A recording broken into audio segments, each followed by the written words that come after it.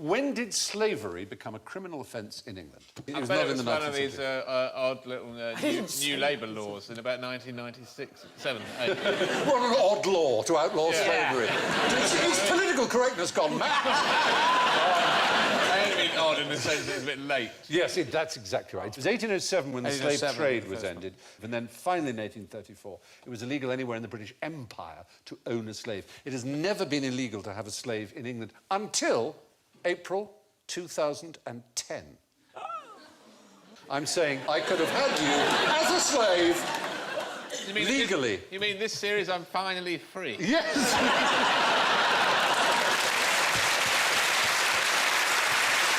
Absolutely. That's lovely. But you know what? I mean, one of those slaves who just goes back to the master. I don't know what to do. I work for you anyway, please. I'll tell you one thing is that there are now estimated to be 27 million people held in, essentially in bondage, in slavery on this planet. But the show will be over soon, you can go. Yeah. Right now? More than there ever were in the days of cotton picking and so on. 27 million? 27 million. In the world? Yeah, that is the estimate. It's a pretty grim problem still, slavery. The point is, it was never illegal in England because it was never recognised as a state of being. Oh, there's all kinds of... I wish I'd known that. There were laws against kidnapping and abduction and false imprisonment and sexual trafficking and all the other things that we might associate with slavery. But it was not illegal for one human to own another human, which it now is. So this is a law this isn't one of those laws where they thought, oh, that needs clearing up. It's a loose end from history. It kind of was. In 1967, there were a number of obsolete crimes that were taken care of. Barratry had been illegal right up to 1967, which is vexatious lawsuits. Oh, Barratry. Building of Vexatious. Yeah, what they call a vexatious litigant. Somebody just keeps... Dorothy Squires. Yes. Dorothy Squires, the singer Dorothy Squires, towards the end of her life, when she did have a mania, but she was probably the last person to be done for vexatious litigants. And if you kept prosecuting someone for it, you'd be prosecuting them. Yourself? Yeah, well, it's crazy. Anyway, there's scolding. Scolding was a crime in 1966, but not in 1967. With hot water, you mean? No, not scalding. Scalding. Scalding! That was a crime. You! What time of the night do you call this, Eddie Izzard? 12. Yes. 12:30 or something, I don't know. Well, they'll give you a good scolding. And that was illegal? That was illegal. Illegal? Yeah. And now it's legal? Eavesdropping was illegal. Challenging someone to a fight was also illegal until 1967. What about going round and round and round about more than 3 times? It certainly wouldn't have been a medieval law, would it? Well, I don't know. And if you're in a horse and cart, you have a couple of hours spare. On a medieval roundabout. On a medieval roundabout. Yes. Anyway, there you are. Due to a quirk of English law, it only became a criminal offence to keep a slave in the year 2010. So you just... What animal gets the lion's share of online viewing? I don't know, but that horse looks like Donald Trump. We had a cat who used to watch the telly. He watched a documentary about urban foxes. And he watched the whole programme with his paws up on the back of the chair looking at it like this. And about 6 months later, they repeated it. Yeah. And he watched it all again. And every time a fox went out of the side, he went like that. Probably birds as well. Birds probably watch a lot of TV because they're in the room, aren't they? What about people who hang their budgie by the window so it can see the other birds outside? Yeah, that's what Isn't that not the definition of evil? Anyway, none of this is what I wanted to talk about. Is it lions? Yes, no. Surprising. Blue whale.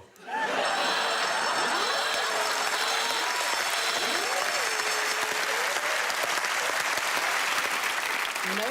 Surprisingly, there are more dog videos on YouTube than there are cat videos. So people always talk about cat videos. 65.9 million dog videos versus 65.3 million cats. The dog's just got the edge there. Why do we think that might be? Dogs are better than cats. Oh, that's the most controversial thing ever said in this studio. Yeah. I'm with you, Carrie Ann. Thank you. Yeah, That is the Brexit of the pet world. In England, people would care more about that than they did about Brexit. Yeah. If you start slagging off dogs or cats. Yeah. Let's try it. People who like cats say cats. People who like dogs say dogs. People who like Brexit say Brexit. People who like people say people. That's me. Nothing. Hardly anything. I have to say that Google Google tells a different story than YouTube. There are 2.2 billion pages about cats compared to 1.8 billion about dogs. Yeah, people going, why are cats shit? Why did I get a cat? How can I get rid of this cat? Did a cat slap you when you were a baby? What's the best way to date a cod? Ooh. Where did you find a slutty fishmonger?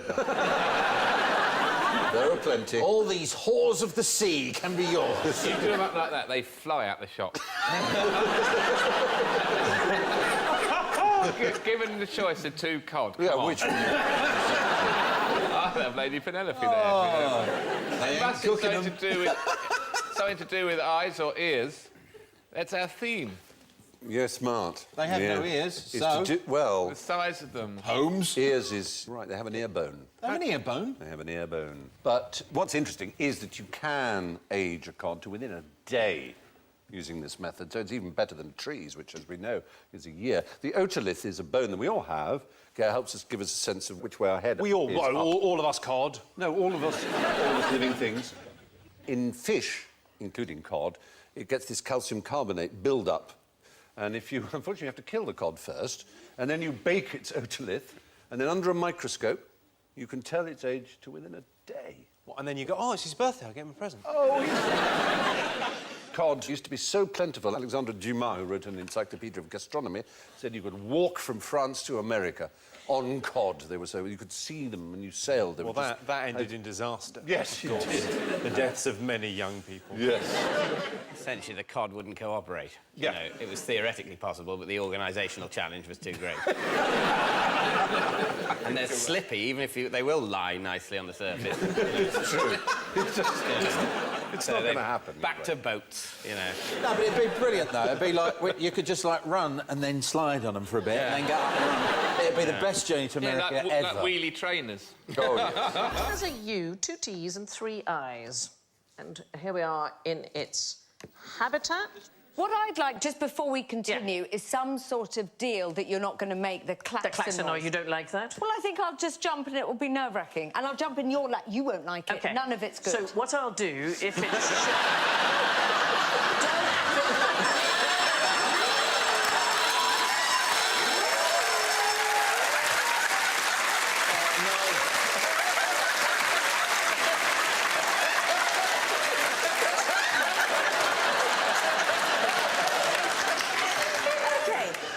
looking for something with a U, 2 T's and 3 I's. Is it a creature with 3 eyes? It is a creature. So there's the beginning. A tuatara. Tuatara, Lizzie, yes, very well done. It does have 3 eyes. Do you know any more about it? Have you seen one, or...? I have held one, yes. Right. It's at gunpoint. It does have a sort of a third. Yes, it has at the very top of its head. It's what's called a parietal eye, or possibly a pineal eye, but it can't actually see particularly well out of it. Mostly, it can distinguish light and darkness. Phil? There is a red circle around nothing on that lizard. This is eye. QI Trump-like ruse. It's there. Where? You can see it there. Yeah. That's a freckle. No, it's not. Fight! Right, if that's an eye, is that its old fella? It doesn't have 6 penises, if that's what you're saying. You know what? The weird thing is, that's his ass.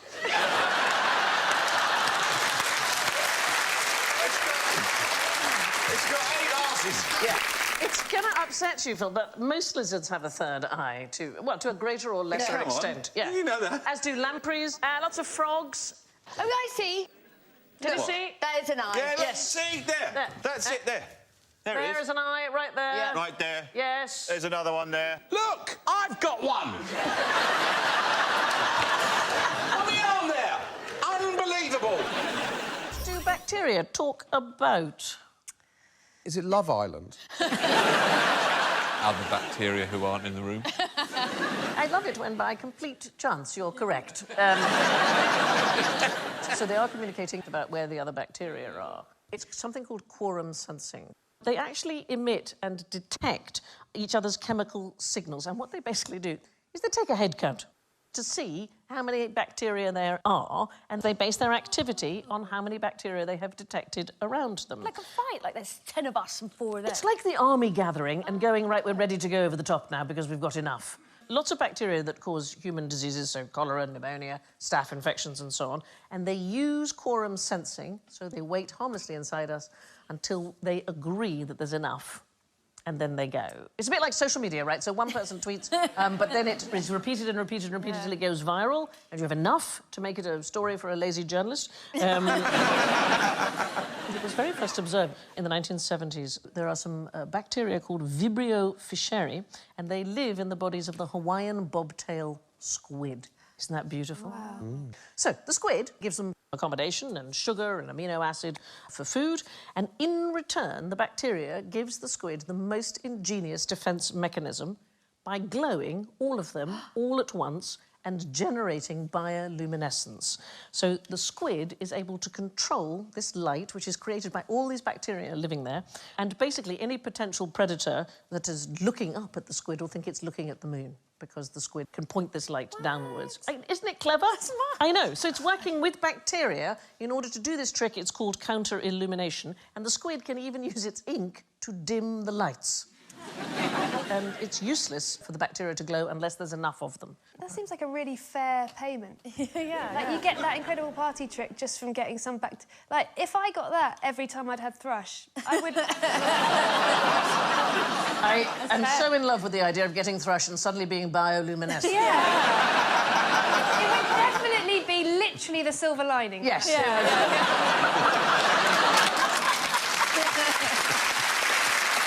It'd be also a conversation start, because I'd walk in and I'd go, Holly, you look great. Got through the thrush? She looks like the moon, but she's so itchy. Oh, wow. Product which put Kendal on the map. I'm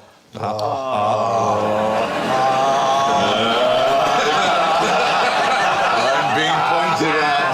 Let's do it one letter at a time. I love saying that word as well. Those words together. You do? Yeah. I have no idea what you're talking about. Kendal mint cake. What? There is a mince cake which went up Everest to the first the conquering of Everest, and Scott took on the... high sugar. It's good for giving you energy when you're up a mountain. It's rather delicious, actually. I see. But it's not what put Kendal on the map, as it were. Kendal became famous for another product, and it's actually extraordinary. It's a machine that was built in 1750 and is possibly the oldest still-working machine in the world. It's still producing the same stuff now. It was actually built to make gunpowder. But quite early on in its life, it was schlepped down to Kendal by ass or donkey, and then started to make what it still makes to this day, which is of the same consistency as gunpowder. Sherbet dip. That map's only of any use, really, if you're going driving to Kendal. If you're getting... You're right. It's not much use for anything else. And even then, it's pretty vague. I used to sell those maps, and people would come in and go, I'm going to Birmingham, and I'd go, no, you can't. Yeah, you only got a Kendal map. Do you use it in the home? We nowadays very rarely use it. It was the most popular form of delivery of this drug up until about 1900. Nicotine? Nicotine is the right answer. Oh. How is nicotine most delivered? Snuff. Kendal has a snuff mill that has been going since 1750 and still produces snuff. Ah, the old Kendal snuff mill. The old Kendal snuff mill. I knew that. I have some snuff for you to try in different flavours. You can see whether the lid is lying or not. These special QI lids. You can take it if you want. You obviously inhale it up the nose. You do it all, right? Oh. You got to smell it all. Don't do it all, no. It's very sharp. It is. It's sharp.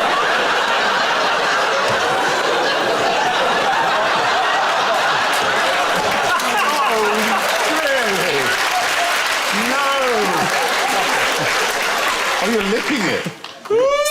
Gums. Oh, moustache. It is quite sharp. You have, what's your flavour say? It says Christmas pudding. You got Christmas pudding?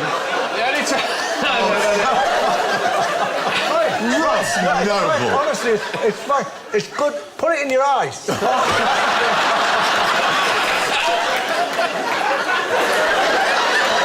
This is probably the only time my nan's going to watch me on telly, and I'll be like that the whole show. What do you reckon, Colin? Oh, that is the flavour says kitty litter. Oh, that is awful. You're not a fan? I'm not a fan. It says champagne. Yeah, they're different. So many, I mean, hundreds, thousands of different flavours or sorts, as they're called. What does yours say on the lid, Mel? Flavour? Yeah. Jealousy. Oh. Like Calvin Klein. Whiskey and honey. Whiskey and honey? Yeah. Does it take... yeah, yours, No, not Ross, really. when you've come down... I can't see. I can't see anything. We start in the Kalahari, so tell me, how did the meerkat cross the road? Carefully. That's not a life-size one, is it? That's not a... Well, it is a life-size one. Really, I'd say it was in the foreground, except there's a bit of road before it. Yes, it's confusing, It's isn't just it? a very tiny car. It's a dinky car. Do they cross in a group? Like, you know, when you see those kids in the reflective jackets? Yes. Snaking across the road with some sort of handler. I think that's what children have. Well, meerkats are, despite their cutesy reputation, they're pretty mean, fierce animals. And they have levels of superiority. And the leading meerkat sends across the less important meerkat to test the road. And it's the youngsters... That'll be you tonight, Do you want me to test it tonight? It's your first time, you have to cross the set. Unbelievably, it's the children they send. The children? They send their little Once again, that'll be me tonight. Well, we do the same. We do the same with buggies, right? You push that straight out into the road before you. So what are they testing? That it's not going to get hit by a car? Yeah, exactly. Basically, that it's safe. And if the youngsters get gobbled, they go, oh, I'm not doing that. Do they not understand that there might be another car in a minute? It seems odd, but... Well, that one's been killed by a car, so we'll all be fine. Aren't the tiny meerkats wearing high-vis jackets like human children do, or do they just rely on their own gorgeousness? I think they rely on their own gorgeousness. But they're leading the sort of head, not exactly... you see, you're going, ah... I don't fancy that one at the bottom's chances, if that's all right. He knows he's about to be sent. That one behind him's just about to do that. You have alpha females with meerkats. And, in fact, they kill each other's children. What? Yes, they're pretty nasty animals when it comes to it, I'm afraid. They're not very nice at all. They're child murderers, to be perfectly honest. Here are 3 young meerkats crossing the... 2 have spotted the vehicle.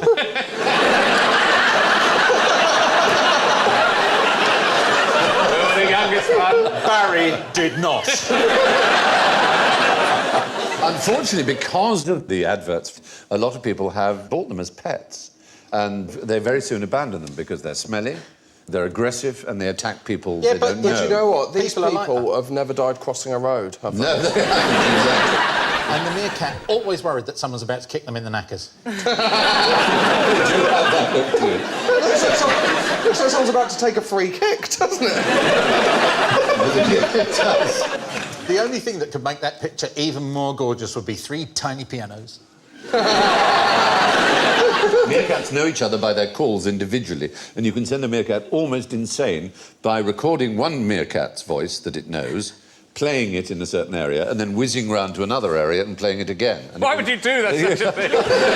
It's very mean, but they get utterly baffled by the fact... Barry! How can we be in 2 places at once? There is no meerkat called Barry, by the way, but it's an... You could do that with a human voice, because we recognise everyone through their voices as well, True, but we don't also know about recordings.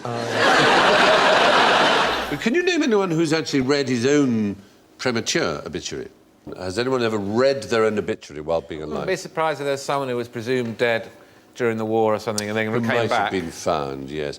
Well, there are 2 stories. One was that Alfred Nobel read his own obituary and was described as being a merchant of death because he invented... Dynamite? Dynamite, yes, exactly. And he was so horrified, and he wasn't dead, that he instituted the Nobel Prizes in order to try and reclaim his name. But that is not, in fact, a true story, but it's a myth. The other one is Marcus Garvey, the Jamaican black nationalist, apparently died as a result of reading his obituary. He had a stroke when he read the Chicago Defender newspaper, which printed his obituary describing him as broke, alone and unpopular. Oh. It's terribly sad. It's like Googling yourself. Yeah. Mum would just say, it's safe to come out now. Yeah. He's gone, honest. It would have friends who knew him said, yes, he really was like that. I did say the other day, I was driving through Islington and there was a hearse slowing everything down, and I did say to my wife, if it's my funeral, tell the bloke driving the hearse to step on it. I would not. You should, instead of having a coffin as well, just have the body, so as it's going around the corners, you're slamming against... Can you get some chickens? Get some chickens in a cage, you know, some boxes to drive through, just make it like an A-team final, yeah. What music do you want your coffin to go, when your coffin goes into the... disappears? The Sweeney theme. That would be a good one. Well, when my dad... The end music, you know, when it's really slow. When the foot presses on the accelerator. I quite like the music from Allo Allo with You Have Been Watching. My body... when my dad died, he's a big fan of sailing, so we gave him a Viking send-off. We put his ashes in a boat and tried to set fire to it, but because it was in the North Sea, it wouldn't light. So what we did was we were trying to fill the boat full of his ashes, and we're going, do you tip the ashes straight into the boat, or do you put them in bags? And my mum, who's ever the practical, she went, I've got some sandwich bags. I'll get some sandwich. So we hand-packed him in the boat, and then we went out to sea, and off he went and shot off into the distance. Was it remote control boat? Yeah, it was. Yeah, it was remote control, like a proper big yacht. Joking. And I just, no, seriously. The word for You that... sent your dad off with 4 double A's. Yeah, we did. Somewhere. Keep going till the batteries run out. Go around in circles. Do not stop. You're there with an air rifle Hey, like and that. the people from the miniature village were going, help that man! Someone help me! A little lifeboat comes out. Did you not argue over who used the remote control? That wouldn't work in our family. Give it here, you're doing it wrong. Give it. It was my dad too. Give us a go. The word dignity is not the first in your... No, but this is the thing. That's exactly what he would have wanted, and I've said the same thing. Like Hunter S. Thompson, you know, when he died, Hunter S. Thompson was put in a cannon and just fired off across the valley that he used to own. And what I'd quite like to do is I'd like to be put in, like, pepper spray, and then, you know, just people that I don't like, I'm going to get my wife to go like that. That's for noble. Who wrote the songs I'm Leaning on a Lamppost and When I'm Cleaning Windows? Definitely not George Formby, even though his wife, Beryl, insisted that George had a credit so that he'd get money. You're absolutely right. I happen to know you're a bit of a fan of George Formby, aren't you? I am, indeed, yeah. Yeah, and I'm Leaning on a Lamppost was one of his big hits, as is When I'm Cleaning Windows. When I'm cleaning windows, is that the one that's really a bit dodgy? Well, there was a phrase in here, the blushing bride, she looks divine, the bridegroom, he is doing fine, I'd rather have his job than mine when I'm cleaning windows. The BBC banned it. However, George Formby was invited to do a performance at Windsor in front of the royal family in 1941, and some troops during the war, obviously, and the Queen Mother insisted he sing the song properly, not with any cut verses. And she liked it so much, she asked him to sing it another 2 or 3 times, but the BBC still banned it. Now, you're a special group, George Formby fans, and it's usual amongst George Formby fans, I believe, that they teach themselves the banjolele. And as you are one, we have a banjolele. Can you delight us with some Formby? Am I on the spot? I don't know if it's tuned or not, but I mean, just do what you can. Don't worry about that. We'd be very happy. My dog has fleas, is what you need to remember. My dog has... Well, this one doesn't have fleas, he has distemper.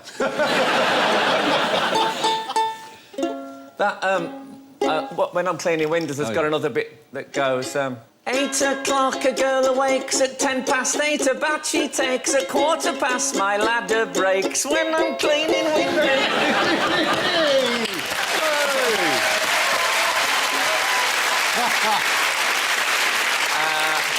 The bit that goes... There's a famous movie queen, she looks a beauty on the screen. She's more like 80 than 18 when I'm cleaning windows. winters. She takes her hair down all behind, then takes down her nevermind, and finally takes down the blind when I'm cleaning windows. Cheeky! Brilliant. Oh. There is a tradition, I don't know how much it exists in other languages, whether it is a peculiarly English thing, of the tradition of Frankie Howard, Carry On and so on. They can be very clever, though, those yes. Do you remember that? There used to be a form of joke, and it used to be, she was only a so-and-so's daughter. She was only a roadmender's daughter, but she liked having her asphalt, or whatever it was. That's it. She was only a fishmonger's daughter, but she could lay it on the slab and say, fill it. Yes.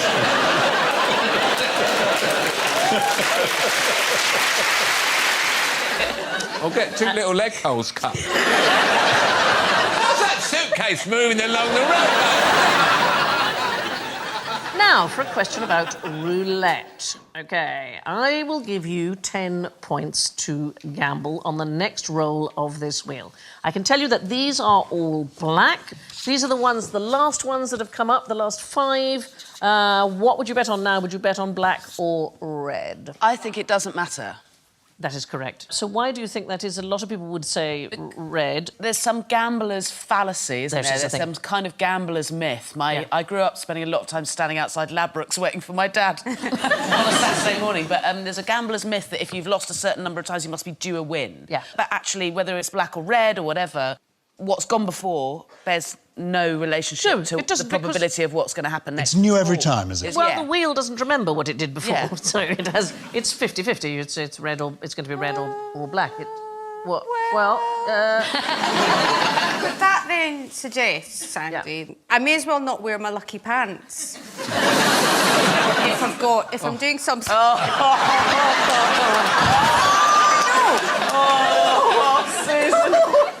give up. Today, for example, Andy, because I enjoy QI and I want to do well to impress you, I'm wearing my lucky pants. Right. If what you're saying is correct about the fact nothing matters, I may as well not bother wearing these pants that I've had for 20 years. I can't believe that the lucky pant fallacy has finally come clear to you. And I think corduroy against the screen is right. Yes. You don't need pants, do you, Giles? Not at all. I'm afraid it is pretty much a 50-50 bet.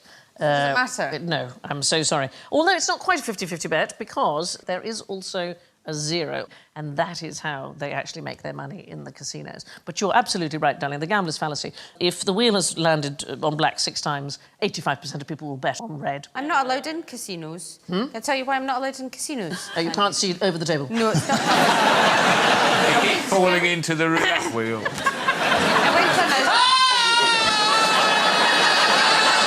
How's that Stetson going round and round and round that wheel? It was my first time in a casino, like a proper casino. I had a credit card for the first time, and I ran up £10,000 in 6 hours. No. I mean, I was very young and I was very stupid and I was quite drunk. And after that, I decided I liked it so much I would never go back into one again because I loved every single second. They gave me lobster, they gave me beer. I thought it was amazing. Wow. I've only once played roulette, and in extraordinary circumstance. It was quite recently. My wife and I went for a wedding anniversary to Barbados. We were on the beach, sun was setting, wonderful golden sand, and this little old wizened lady came teetering along the beach towards us, and it wasn't until she got to about here that we realised it was actually Mick Jagger.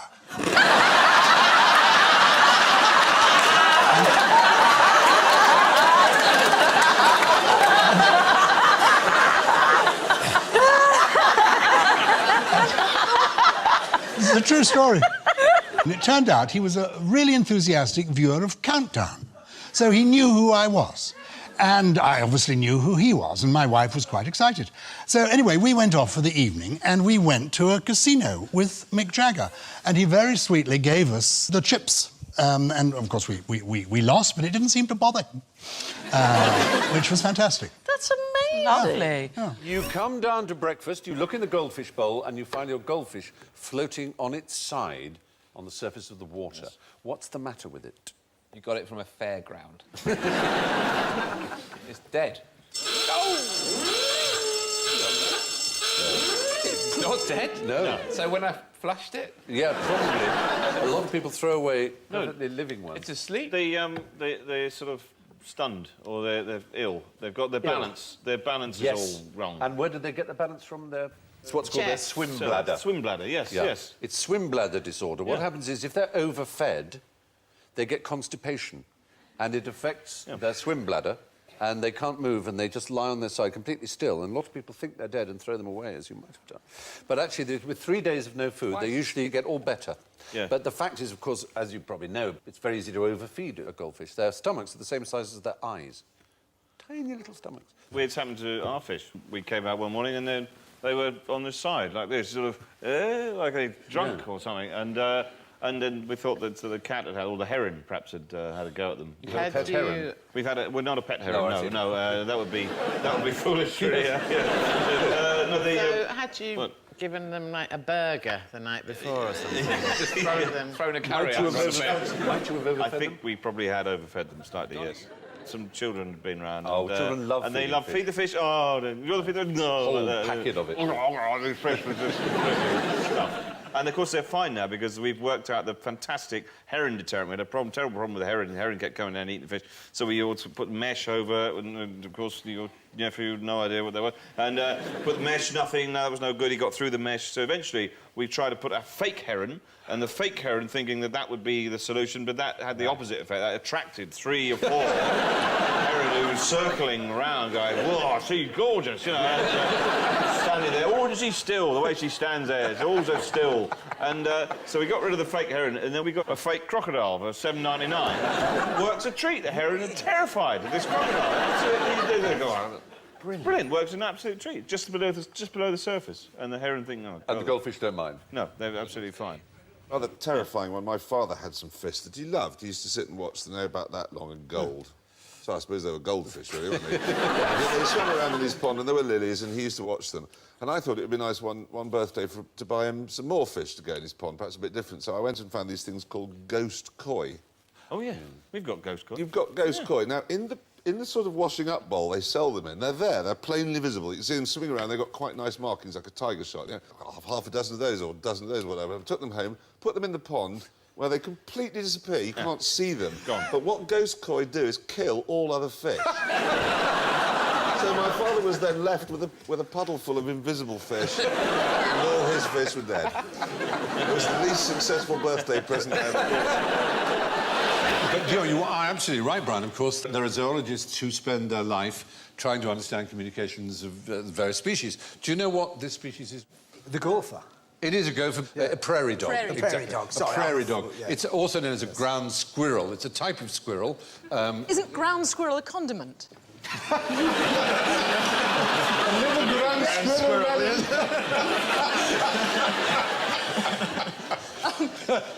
I'll tell you what, he's only making that face because he's got Philip Schofield's hand up his bum. Oh, that takes me back a bit. Is that what the squeaking noise is, it? No, when I say that takes me back, I don't mean there was a time it's all gone wrong. No, yes. Anyway, there is a scientist, Professor Kon Slobodchikov of Northern Arizona University, who spent 30 years studying the language of these prairie dogs. Do they warn one another of predators? Yes, is that and one of the words? He's used computer analysis, and they're able to distinguish between different types of predator. Humans, badgers, various other animals. Not only that, different geometric shapes, right? And they have a different sound. Different coloured shirts that humans are wearing. And the noise we heard is... Yes, the noise we heard in Prairie Dog was, there is a human approaching wearing a yellow shirt. I know that sounds almost inconceivable. It is. But what's interesting is they can't distinguish between different genders of human, but they can in different height. So if a tall human approaches in a yellow shirt, the leader who's on the lookout will make a series of squeaks. And under computer analysis, you can differentiate between a tall human approaching in a red shirt and a short human in a red shirt. How wide is and their a tall colour palette? human in a yellow shirt and a short one, and so on. Apparently, if a transvestite in tartan approaches, they explode. Yes. Man-made artefacts can be seen from the moon with the naked eye. Yes. Someone said it in the audience. What was it? Great Wall of China. Oh, you've done it again! I can't believe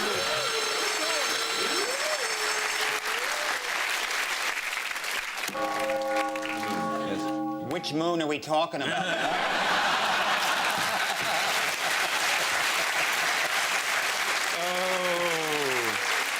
Rich Hall, I think I love you. That's a damn good. You've got to have 10 for that. The fact is, nothing man-made could be seen on Earth from the moon. Too far away. It's much, much too far away. Even the continents are quite difficult to make Why would out. you want to eat in a restaurant with a heavy fork and nothing fresh on the menu? Okay. Right away, chef. Is it because you're in space? The great restaurant in space. Yeah. Yeah. I don't know that much about space or restaurants. Clearly. But if there was one, then the heavy fork would stop it floating away. Doesn't really work that with gravity. No. There either is gravity or there isn't. Yeah. If the people are floating away, the fork's not going to be stuck. Your sprouts are going to be all over while you can't lift your fork. No sprouts. This is just like the toothpaste that astronauts have. So what do you need the fork for? To open the toothpaste. It's like somebody direct from NASA. Mark, what do you reckon? I think the space thing sounded quite plausible. You like that, actually. do you think? Yeah, because in space you can't have anything fresh. Can Okay. you? They grow things in space, It's don't nothing they? to do with space! Philip, help me out. I'd love to help you out. Go on. So are we talking about, like, game? Is it a fork or Yes, is it it another... isn't- it it's isn't not a eating fork in the road? Is it to do with space?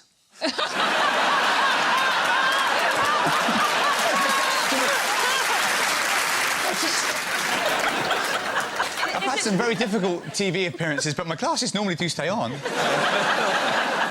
She starts throwing the hat around, you know you're in trouble, Mark Watson. OK, none of this is working. There is a computer scientist, his name is Dan Jarafsky, and he looked at the description of dishes on 6,500 menus. And the higher-end restaurants, they tend not to describe food as fresh. They don't describe it as tasty, they don't describe it as ripe, because the customers in the high-end restaurants expect it to be those things. In fact, in posh restaurants, they tend to use kind of sexy terminology. So if food is sort of sensuous or silky, they use language like that. Nude. Yeah. Yeah. Don't care for nude aubergine. We got a topless chicken and we put it under the grill. Ooh, it's a bit naughty. This sandwich will wank you off.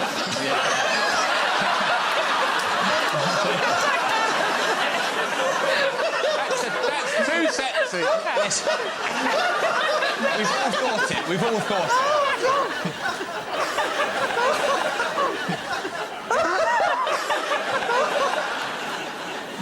What's wrong with... No!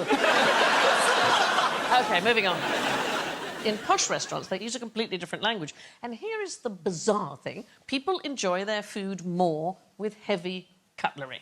So there's a guy called Charles Michel, and he is the chef in residence at Oxford University's Cross-Modal Research Laboratory. So what they are researching is how our different senses modulate any appreciation of flavour. And so he gave everybody exactly the same meal. And people who used heavy cutlery were willing to pay 15% more for their food. It is one of the most bizarre things. Yeah. Was there any point when the fork became too heavy? Because I reckon there is that is a scale that actually, by the time you've got like a garden fork, people are then refusing to pay again. What you might have done now inadvertently is inspired cheap restaurants to glue their forks to the table to give the illusion. Or glue two forks together, thereby doubling the weight. Yeah. One of the ways that restaurants trick you into spending a bit more money, did anybody know? Hypnotism. What? Hypnotism. Hypnotism. Would you like the veal? I I'd certainly order it after Absolutely, that. No, one of the things they do is they remove the pound sign from menus. Oh, yeah. So they did a study at Cornell University, and if it just has the numbers, somehow we don't associate that with the true cost of something. You think it might just be 2.4 ants or something. Our brain kind of doesn't turn that into dollars or pounds. If you put $20, then you suddenly think about the price, but if you just have the number, subconsciously, we don't think about the cost of things. Name all the members of the Monstrous Regiment of Women. Beryl. Linda. Jean. Shirley. Angry Sue. She's the leader. Have you heard of the Monstrous Regiment of Women? The first blast of the trumpet against the monstrous... John Knox? Yes, John Knox. I knew you would. The first blast of the trumpet against the monstrous... Monstrous Regiment monstrous. of Women. Monstrous. OK, so I've read that, and it's bad that I couldn't remember the Monstrous Regiment, because it seems like it's kind of the main part. Do you It seems like, oh... Actually, what it is a slight change in the language, and monstrous doesn't mean monstrous, as we would say. It means unnatural. And regiment doesn't mean the whole load of them marching on, these women. It means regime. Right. And he was a Protestant, and he was angry at the fact there were two Catholic women on the thrones of England. Course. Who might they have been? Mary. Which Mary? They were both called Mary. Two Marys. The two Marys. Exactly. This has now turned into a story from the Bunty. There was our Mary, Marys, Bloody the Catholic Mary, Marys, yeah. Bloody Mary, Mary Tudor, the one who burned the Protestants. And in Scotland, it wasn't Mary Queen of Scots, it was her regent, who was Mary of Guise. Cheery bunch. Yeah, cheery. I feel like that's the same Mary in different outfits. You know, when they do, like, those style challenges on This Morning, and it's before and after...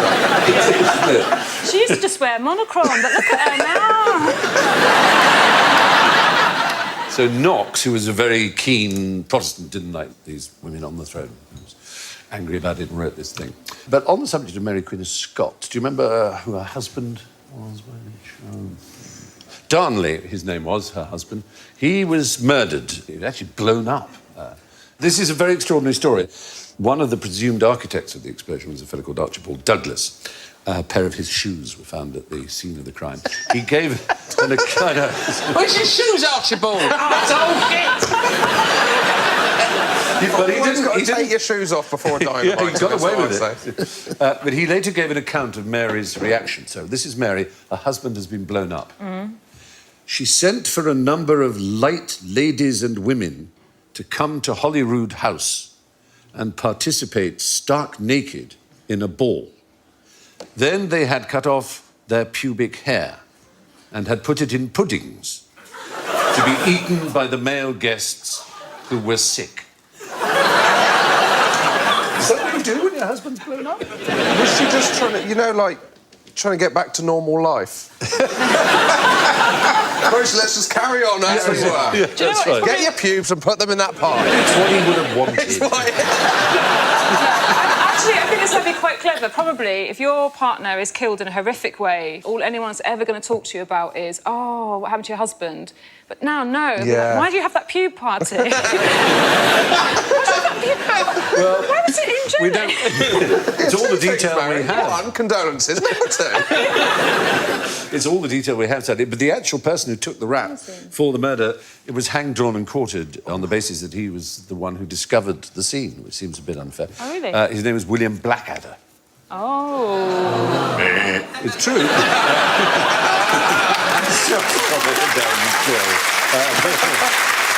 Battle of the Bulge, who were the stomach division?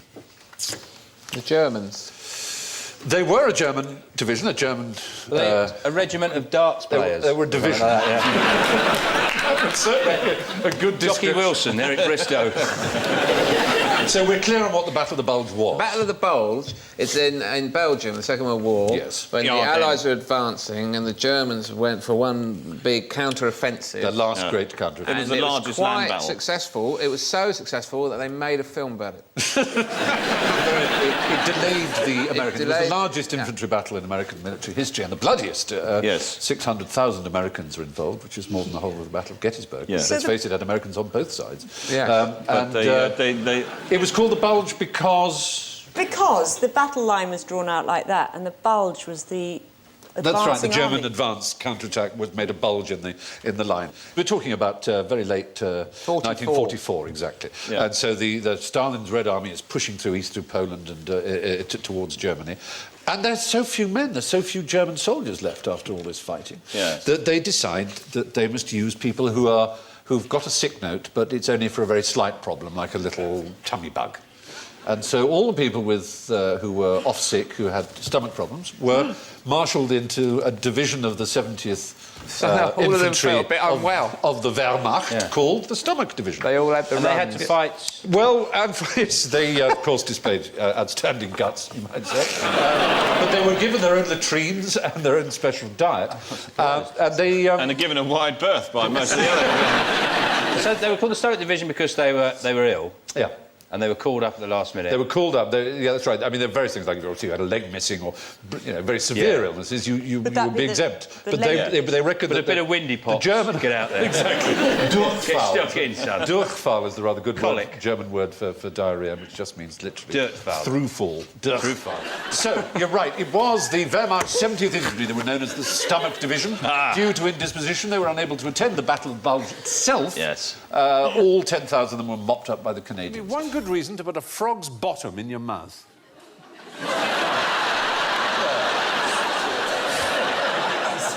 Do you remember posing for that? I remember that. What a night that was. See what I got in my hands. Is it breathing underwater? Because if you were swimming along, you grabbed a frog and sucked all the air out of it. Keep going. You've just got to swap round your elements, your Aristotelian elements. You said you're in water, sucking air out of a frog. Imagine you're in air, sucking water. You're in the desert. You're in the Australian desert. Right. And there's a number of species of frog who, in order to kind of prepare themselves for the dry season ahead, store a huge amount of liquid in the form of actually urine, but very weak urine. As you can see, they swell up quite a lot. And as Aboriginals have discovered, if you find one of these and you're very, very dry, you literally put it like that and suck its bottom, and you get a lovely drink. It's like it's a Capri Sun. That's what it is. That's what it is. Squashier than a fruit. And you just get a straw and you can make a hole wherever you want.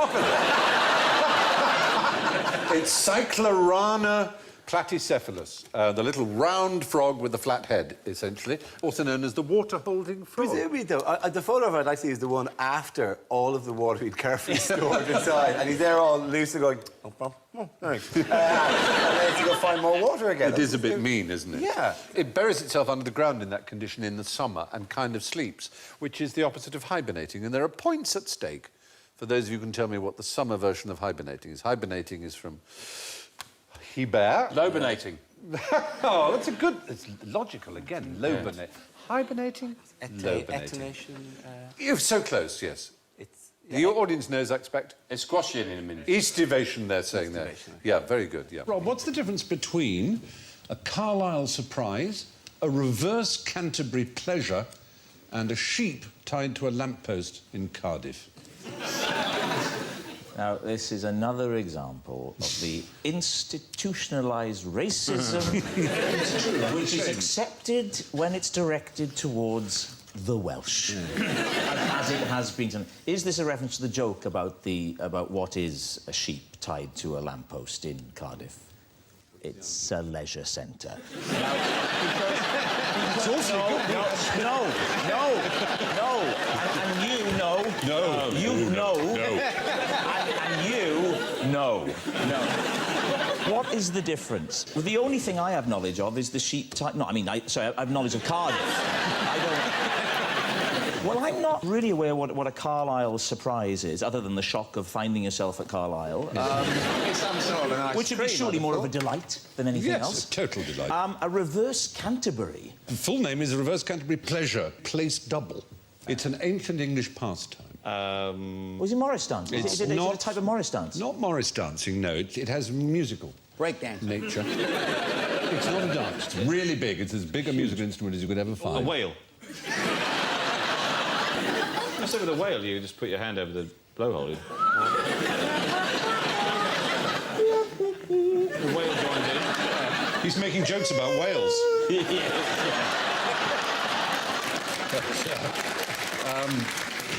No. The name for this pastime comes originally from the Latin for countryside, but a particular part of the Latin countryside called Campania. And so it's called campanology. Yes, absolutely right. It's bell ringing. Yes. Bell ringing. Bell ringing. Its bells are, well, and they're tunes, or rather methods, as bell ringers call them. They're uniquely English.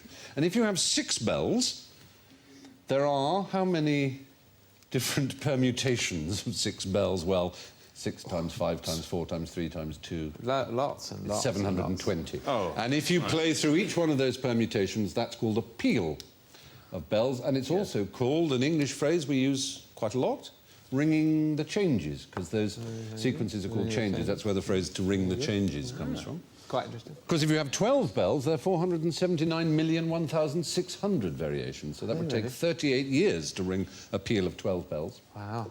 Amazing thought, isn't it? When I was growing up, if my dad hit his thumb with a hammer, which he didn't do often, but occasionally just for a bit of something a bit different, you know, he'd do it. He would say, "Hell's bells and buckets of blood." It's a good phrase, hell's bells and buckets of blood. Sounds good, doesn't it? It's a good way of getting out of his system. I say and things like that. Anyway, so, apart from the Bible, what do you suppose was the most successful, the best-selling book in all of England in the 16th century? Jupiter's. The Little Book of Syphilis.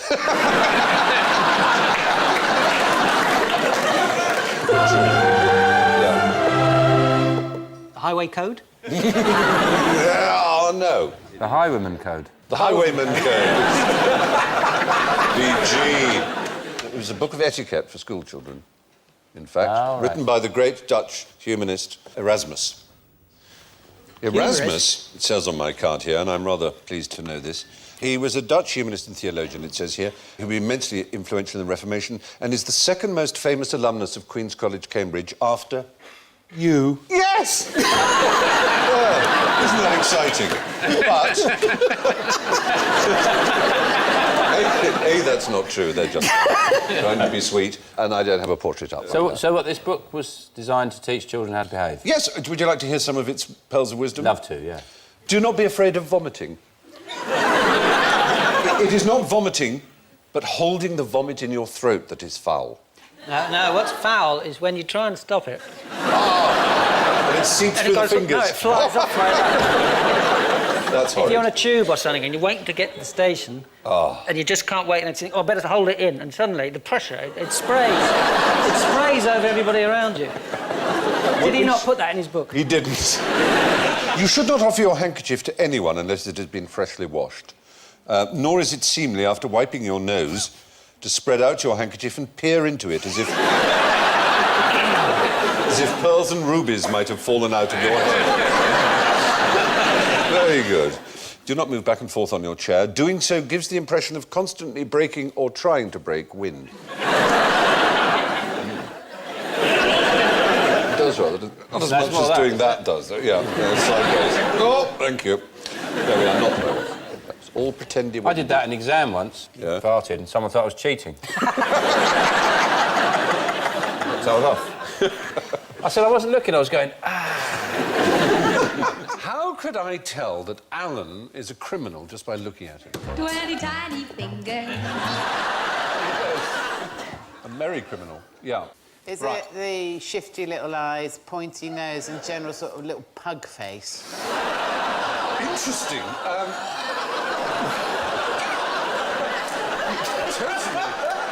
A totally unfair reading. Never seen you happier. Never been happier.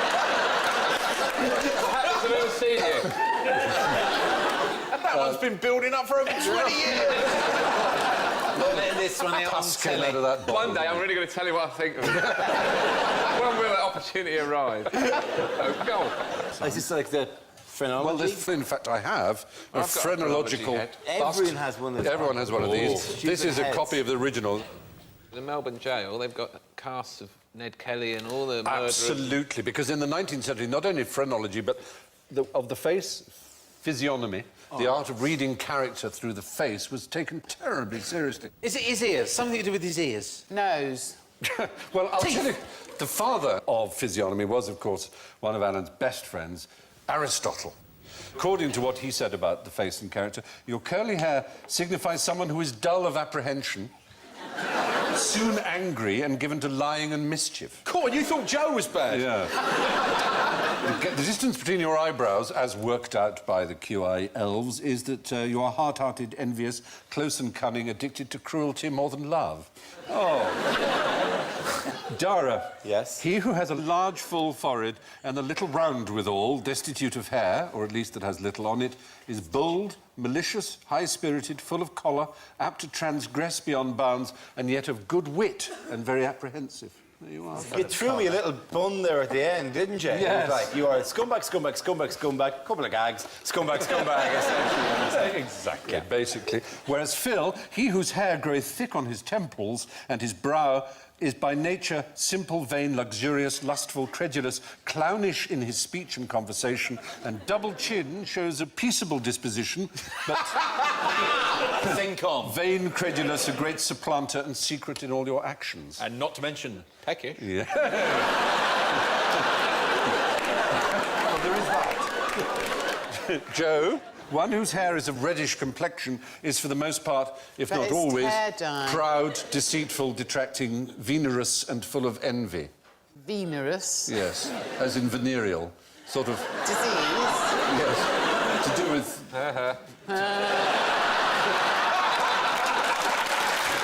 On to the quest for true love. Who would be interested in this dating profile? Stocky build, short, bald, Bolivian male, moderate drinker, never been in a previous relationship, definitely wants children. That's basically me.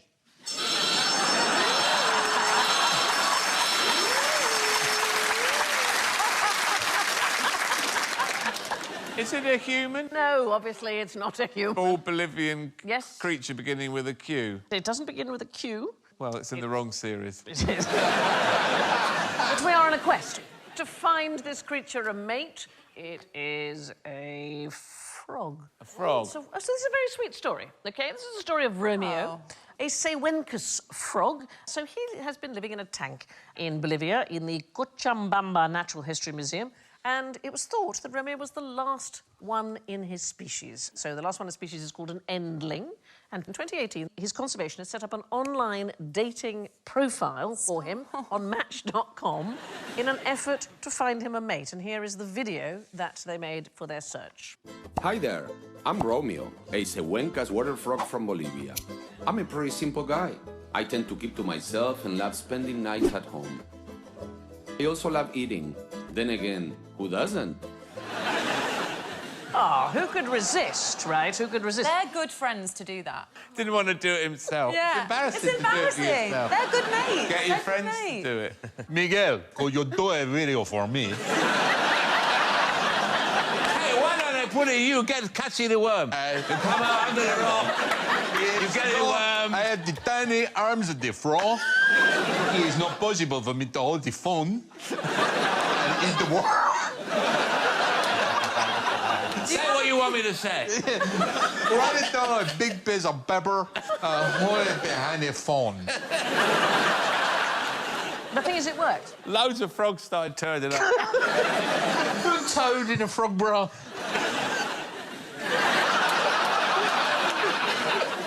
Hello. They went out on a frog-finding expedition. They found 3 males and 2 females, and he has now been paired with a female who they have obviously named... Juliet, exactly right. See, because I am called Romeo. This photograph was taken of me at my modern jazz dance class. Moving on, where's this guy going with that ox, and what's he going to do when he gets there? Is it like an early boombox?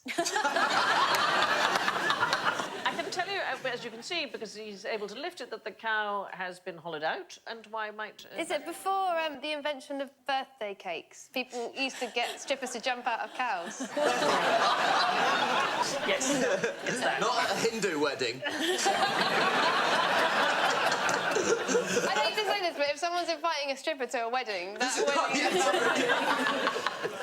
Is it to scare off animals? It's quite the reverse. It's to be able to encourage. It's to be able to hide. This is Richard Kearton. He's one of the world's first wildlife photographers. So before the telephoto lens, in order to get a close-up, you literally had to get close up. So if you wanted to take, for example, a photograph of a bird's nest with eggs in it, this is Richard and his brother Cherry Kearton. Cherry, I know. They went, Richard, let's have something different. Cherry. Richard and Cherry, pioneers of wildlife photography. They bought an ox from a butcher. They got a taxidermist to hollow it out, and they hid themselves in the ox with a lens sticking through a hole. And one day, apparently, Richard fainted inside the ox, and it fell over, and his brother... That's brilliant. That's so good. Cherry turned up an hour later and took the photo before he got his brother out. They more or less invented professional nature photography. Their subjects range from anything from flowers in the Yorkshire Dales to lion hunts in Africa. And before them, most nature photographs were stuffed animals placed in natural surroundings. But you can see they abseiled down cliffs. They had those astonishing, fragile box cameras slung to their backs. He's hot. Like, I'm not going to... Come on. You think? Yeah. Cherry Kearton became the Attenborough of his age. He moved into wildlife documentaries. Here, from inside the ox. Now, what did Harry Houdini hide behind the mirror? Ooh. We know he was killed by somebody punching him in the stomach. Boy, wasn't it? Doing one of his Yeah. usual tricks, but he wasn't ready for it. He hid one of those. You are right! Oh, Great! Yes! Well done. Elephant in the room. Very good indeed. So how did he hide an elephant behind a mirror? It was his greatest stage illusion. He was said to be not a very good magician, partly because his personality was very tiresome and he just didn't have any panache on stage. I can't think of any magicians like that today. Oh, no. He was obviously a great escapologist, but he brought this elephant called Jenny onto stage and instantly she disappeared in front of the audience, and it was a remarkable trick. No one knew how he did it, and he didn't reveal the secret. But having said that... the elephant knew. The elephant apparently... Never forgot. Actually, Houdini is quoted as saying even the elephant does not know how it is done. Yeah. Essentially, it involved a mirror folding back that revealed an identically done box in the flies of the thing, so it reflected back and made it look as if you were looking at the empty crate. All done with mirrors. All done with mirrors, exactly. And it was impressive for those who sat in the right place. The best things he did, Houdini, were going around the place exposing charlatans and frauds. That's what he was really good at. Yeah, absolutely right. He knew when people were tricking people out of money and conning people. Well, like all magicians, obviously, you only have to look at someone who claims to be a spiritualist or a mind reader and you know they're just using magic. I mean, it's what Darren Brown does, it's what James Randi does in America. So, who did Harry Houdini come in combative relations to? Because there was a great man of the age who, rather tragically, did believe in spiritualism and mediums and the dead people being able to talk. No, not... Was it... It was a Briton. Wasn't Conan Doyle or It somebody? was Arthur Conan Doyle, yeah. the creator of Sherlock Holmes, who sadly He believed in devoted the fairies last or- 20 or 30 years of his life to believing in fairies and spiritualism and things, and Houdini was foursquare against it, but it was a period when a lot of people did sort of believe in this kind of phlogiston. There's a and great story about ectoplasm. Conan Doyle, actually. Just for a joke one day, he wrote a note saying, "We are discovered, flee immediately," and he sent it to 5 of his friends to see what they would do, and one of them disappeared.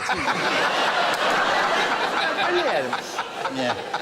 And he had no idea why, but they never saw him again. So Houdini, yes, as you were saying, he was punched in the stomach by a student whose name was J. Gordon Whitehead. Apparently he wasn't ready, because he'd claimed he could be punched at any time by anyone and he could take that punch. But this guy just tapped him on the shoulder and went like that before he could tense his muscles. Supposedly, that's what ruptured something and caused peritonitis, though it's now believed that he might actually have had appendicitis already. So it merely just exacerbated it. Didn't make the student feel any better, though, did No. it? Yeah, 'cause it's... But there's been a recent demand to have his body exhumed, and it may even be so. You never get it out. Never get it out of the coffin. Hey, very good. It won't be in there. But they want to test it for poison, because there are those who believe that spiritualists poisoned him because he was giving them such a bad name. But I think that's... Can you test bones if you've been poisoned? Oh, you can test bodies for poison, because the hair, which never goes away, that retains a lot of poison. That's what you think. Very good. Houdini was pretty remarkable, though. He could pick up pins with his eyelashes. eyelashes still attached to his eyes. do that. Yeah, can you really? You're pretty extraordinary. You can also undo Not knots. much of a stage act, though, is it? No, but it was a technique he used for his escapology, that's the point. Oh, I see. When he was naked and he was bound and he was in a cell, he probably managed to get to the cell beforehand and leave pins almost invisibly there that he could then pick up, manoeuvre down to his mouth, and then use... He could undo knots and thread a needle with his toes. Penis. Yeah, with his feet, exactly. No, penis. Oh, with his penis, I'm sorry. I'm sorry, I misread. No, it is actually toes, funnily enough. You're, on this occasion, not right, Alan. I don't know how that could be. Anyway, Houdini hid an elephant in the hippodrome and never told... What makes up more than 70% of the internet? Ooh. It's my personal collection, isn't it? Of what? Of gentlemen's special interest literature. I think we know what you're talking about. Well, if you're going to be like that... No, it's just quite surprising. They did a survey on behalf of the American Civil Liberties Union, who were very annoyed about some legislation that Bush was trying to push through, which they thought somewhat prohibitive of personal liberty, and they discovered that less than 1% of the internet is pornography. Less than 1%.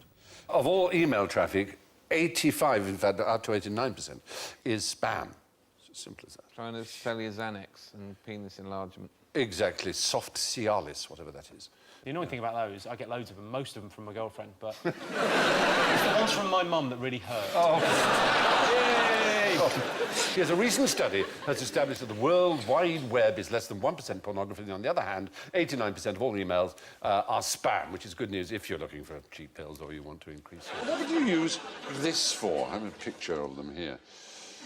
Oh, Frighten the children. It's a German invention. Put a torch behind it, and then you creep up into their bedroom at night when they're asleep.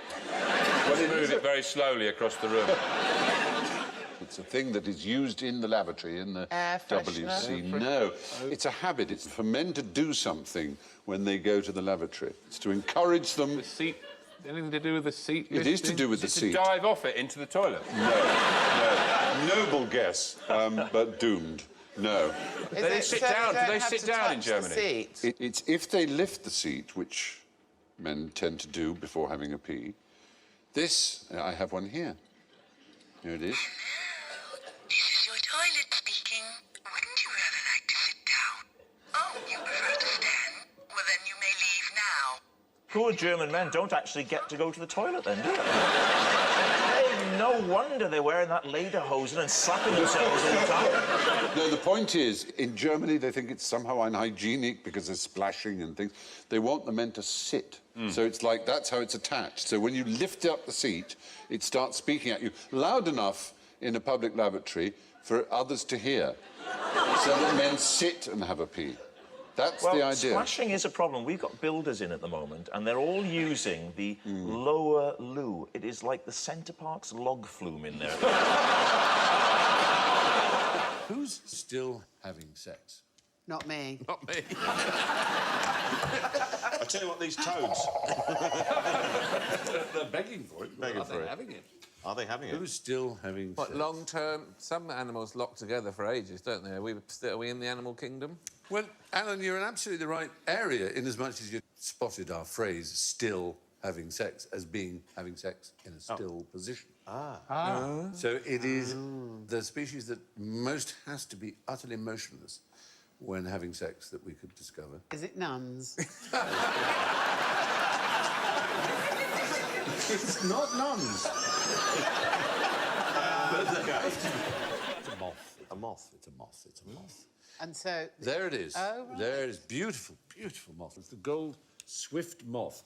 And it's at its most vulnerable when mating, because it might move and exhibit ecstasy. So what it does instead is keep incredibly still so that the bat doesn't spot the twitch and the movement. But it has a wonderful repertoire of positions, sexual positions. It's unique amongst, because you don't want to disturb it. Look, there they are. I think Do you know what? the You one on went the... all David Attenborough. As though we were sort of just... We were there, yes. I think Stephen's worried about being attacked by a bat. On the left, there is the standard facing position. And in the middle, an extraordinary upside down. See the tiny moth cock. Mr. Moth and Kate Moth. Thank you. But they are a marvellous species, I think you'd agree.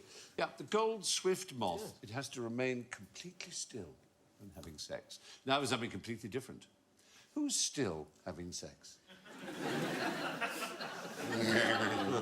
The goldfish moth, what was it called? God, dementia Swift. already. Gold swift moth. The gold Oh, swift. the gold swift moth. The gold swift. You get points for remembering. Oh. We are so impressed because it's very rare that anyone I can remember the question that's just been asked. Oh, I was so close. I said you goldfish were close. moth. I know. You got Is this a new thing two then, out of Master three. of Memory? Yes, that's right. Wow. Yeah, well done you. Will we Yeah. get some slightly easier ones, like our names? Because my memory's terrible. Mine's terrible. Yeah, really Such a bad. fabulously middle-aged new feature. Isn't it? Master of Memory. Well done for remembering something seconds ago. Is it Neville Chamberlain? Anyway. One of those rave parties. Biggest news item ever. Has it got anything to do with the Kardashians?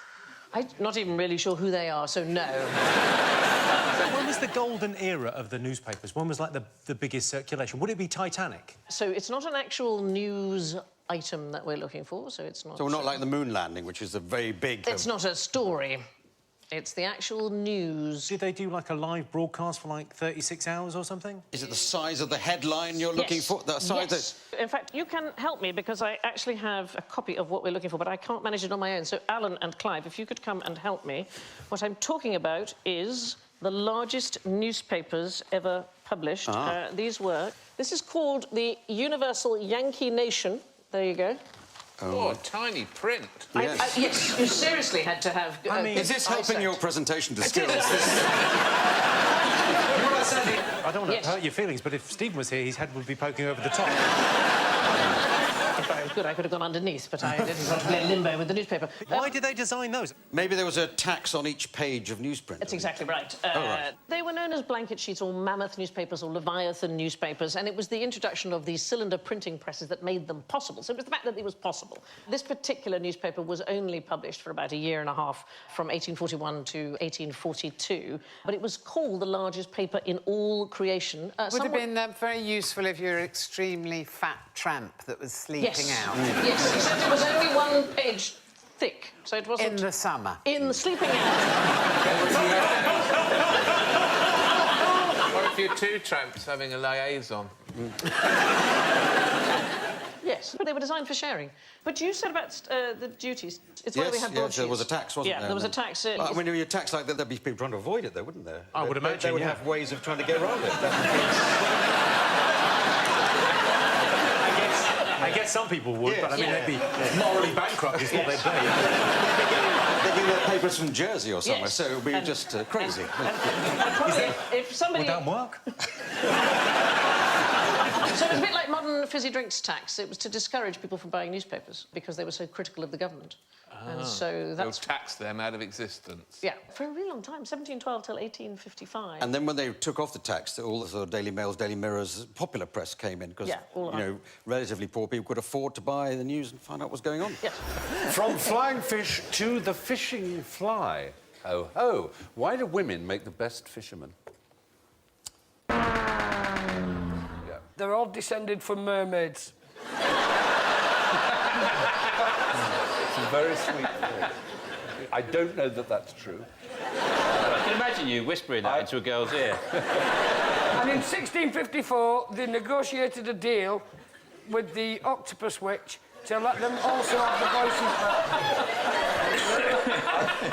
I'm still asleep. I need to write this down. If I can teach my kids this. It must be. This is 16. It was a massive summit. It was. You might be right, Johnny. I'm not sure. It was I'll like check. It was like Rivers of Blood speech because a lot of the mackerel were told to short. What? I see that now. OK. OK. I think I actually know this. Yes, go on. Tell. I did know a bloke he used to get his wife to give him a discarded pubic hair because there was a chemical in it, and he used to her-rig his boilies fishing for carp because they think that it gives off. You're absolutely right. This is what people think.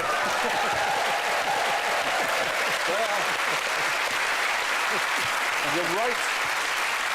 I'm a pervert for years. You're right that this is what people think. As it happens, it is completely untrue. Someone wrote a letter to the field in which he said he'd had huge success using his wife's pubic hairs, and a whole generation of fishermen copied this. And there was a belief that pheromones, which are probably the chemicals you were after, pheromones that women give off. But there are a number of problems with this, chief of which is that there is absolutely no evidence that humans give off pheromones of any kind. So why are women? The fact is, the British record for the largest fish caught on these islands is held by women. There was a 64-pound salmon caught by a Miss Georgina Ballantyne. But the fact is, she was a very experienced Yes, she angler. is. Why does she think it's a saxophone? I will be in a relationship.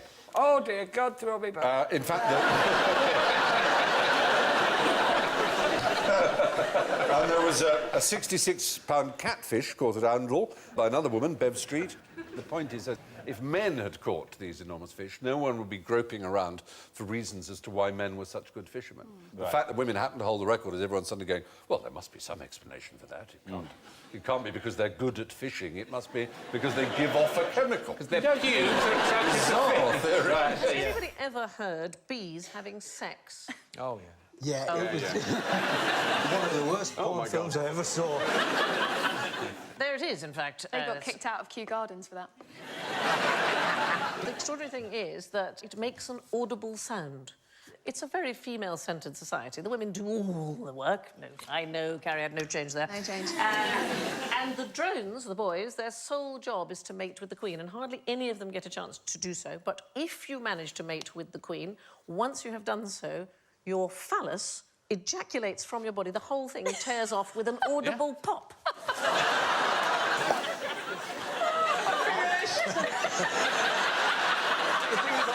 I think most blokes would think that's worth it.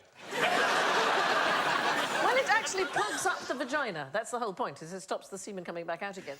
So all of the drones want to mate with the Queen, but only a very few of them are able to do so. It's like Beyonce and Jay-Z. So if many want Queen Bee, she chooses one who lets her down, and she steals his phallus and makes an album about it.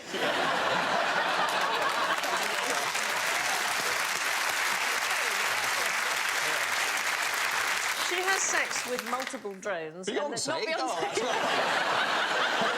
What does she do with all the spare... The spare? They get ejected eventually. She gets rid of them. That must be intimidating. You go in to see the Queen and they're all on a shelf. It's a dartboard. They're not. Don't open the door! Well, Murray's the bee that's just had sex with her. He walks out like that, and there's a big long queue, and then his cock just hits him on the back of the head. Oh, sorry. But how long do you think they have sex for? I'm thinking if you knew that was going to happen, you'd be making it last as long. As long as it possible. It's anywhere between 10 and 80 minutes. OK. And sometimes while they're flying, which must be, you know... Is that like the Mile High Club for bees? Yeah. Woo! This is better than I imagined. Oh, no! Getting up. What gets you up in the morning? Bizarre picture to choose, but... I'm a writer. I mean, getting up in the morning isn't really part of my job.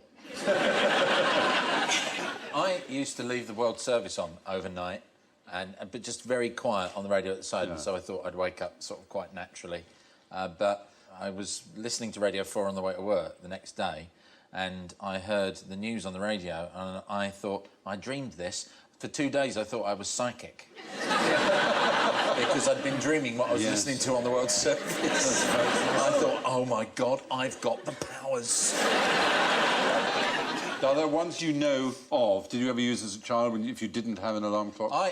This was the old wivesy one. Bang your head on the pillow the number of times So 1, 2, 3, 4, 5, 6. And you would wake up at 6. Yeah. With concussion.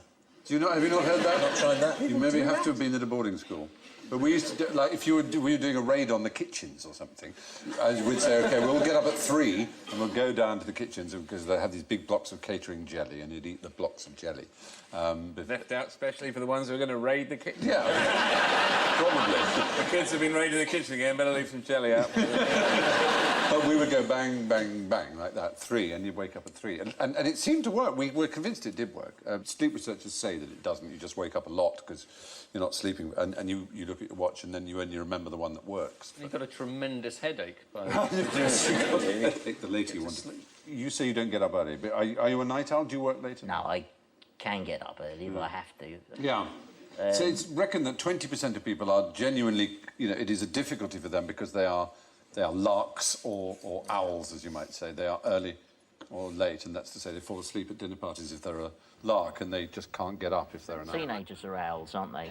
Young children are larks, and teenagers are owls, and then very old people tend to get back to being larks again and rise very early. But it's very irritating. If people do get up very early, they will justify that by saying, best part of the day, best part of the day. It's not, it's just part of the day. I see When another bit of the day.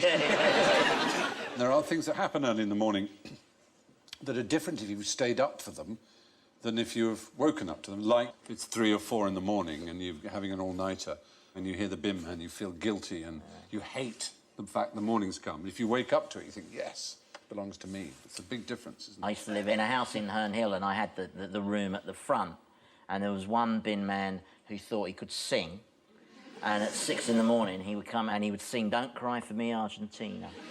But he could never get the last note. So he'd go, don't cry for me, Argentina. No! It used to vary morning to morning.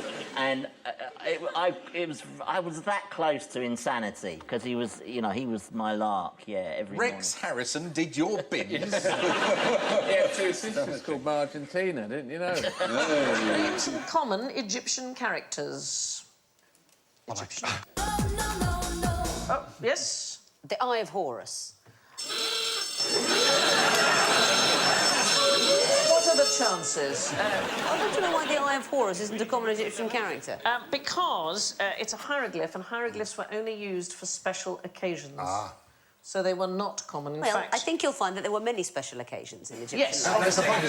The thing is, a normal everyday form of writing in Egyptian was hieratic. So it's a simplified version. It's a much more cursive version. There it is. That's a rarefied klaxon. Frankly, Yes? Victoria, they've set you up there. Yes, I somewhat. can only describe it as a trap. So you have them on Early Connect, do you not, hieroglyphs? Use them? Yeah, we do. Yes. In our first series, it was Greek letters. Right. And people wrote in and said, we like the show, but we find that pretentious. So we began, I think, Series 3 with an apology, saying we'd like to say sorry to everyone that's been enjoying the show, but they found the Greek letters a bit pretentious. We've listened. It's your BBC. You reached out. We've heard you. Please choose your Egyptian hieroglyph.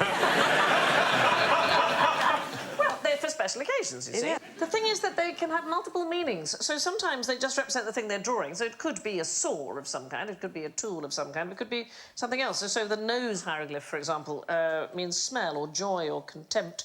But no vowels. Again, they're like the only connect thing you have around, don't you, with no vowels. There are no vowels in ancient Egyptian hieroglyphs, so we have no idea how it would have sounded. So King Ramesses could be King Ramesses. We don't know. But that's impossible because, well, maybe, I suppose you can manage without vowels. Because when it comes to diction, vowels for volume, consonants for clarity. As in the exercise that is performed by actors, you repeat the following.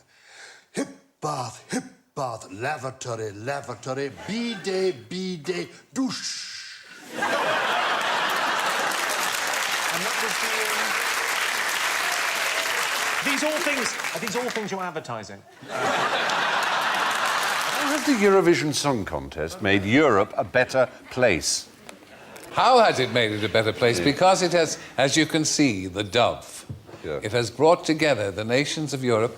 Has it? It's divided east from west.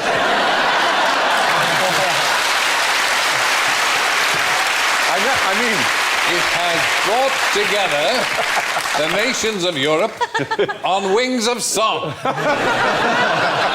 Whether they like it or not. You only have to listen to my commentary to realise how much I believe that. Yeah. Absolutely. Oh, yeah. One of the few Eurovision Song Contests I remember incredibly well because the winners are one of the most famous pop groups in the world there's ever been. That was ABBA, and that was in the year... 1974, Brighton. 1974, exactly, with the song... Waterloo. Waterloo, a great song. But there happened to be a song that Portugal provided that year. They came second from bottom. They only got 3 points. It was called Paddington. But it was one of the most important Eurovision songs ever written for an extraordinary political reason. Are you saying that that was the signal for the Portuguese Revolution? Yes, I am. It was called E Depois de Adeus, After the Goodbye, sung by Paulo de Carvalho. I have to tell you that I think you got the year wrong. It was the following year, when it was being held in Sweden, after ABBA had won, that was the Portuguese Revolution, and they came out with guns with carnations in the barrels of the guns. Because it was called the Carnation Revolution, wasn't it? We yield to you, none knows better than you. But isn't it wonderful? It was, that song was used because a man called Salazar, or at least his party, had run Portugal for years and years. He didn't technically style his regime a fascist one, but he certainly gave 3 days national mourning when Hitler died, for example, so I think you can call him right-wing. He wasn't quite Franco, but he was pretty He was pretty close. Bizarre leader, because he had a stroke. And after his stroke, he was relieved of his command, and a man called Caetano became prime minister, but they never told Salazar. He went to the grave thinking he was still running the country. They just took his power away from him, and he still thought he was running, was signing things, but it was of no importance whatsoever. Isn't that nice? That's such a lovely way of doing it. That could be a fantastic scheme for so many dictators. They don't get out much. All you need is a noisome crowd playing on a tape outside, big office, lots of things to sign. Well, I hope when I go mad that someone pretends I'm in charge of a large country and gives me lots of things to sign, rather than just sedates me and sticks me in front of a window. Got my hands on the American nuclear trigger. Without putting yourselves to too much effort, see if you can tell me what the code is. Secret trigger code. The secret trigger code given to every American president between the years of 1960 and 1977. Well, I think that if you've got to remember it under pressure, and it would be a pressure situation, beginning the end of the world, it's got to be something quite simple. It's 00000000. That literally was the code. 4 zeros twice, 8 zeros. 8 zeros. And 8 zeros, that was the password. Is that because you're just about, it's the end of the world, and you're going to go, oh, oh, oh, oh, oh, oh.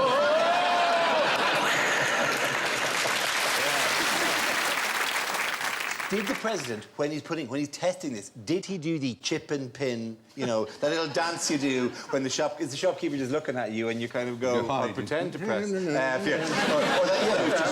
you do a book, because I just do a cover. No, because you've not noticed polite shopkeepers now do this, which is what they call the penny chews. We just go like that and they do that. I think it's pretend to do other numbers than the ones they're doing. Yeah. So you're there with the lovely Debbie McGee going... Do your number, but while you're doing your number, you say a different number slightly under your breath, so you look like a bit of an idiot.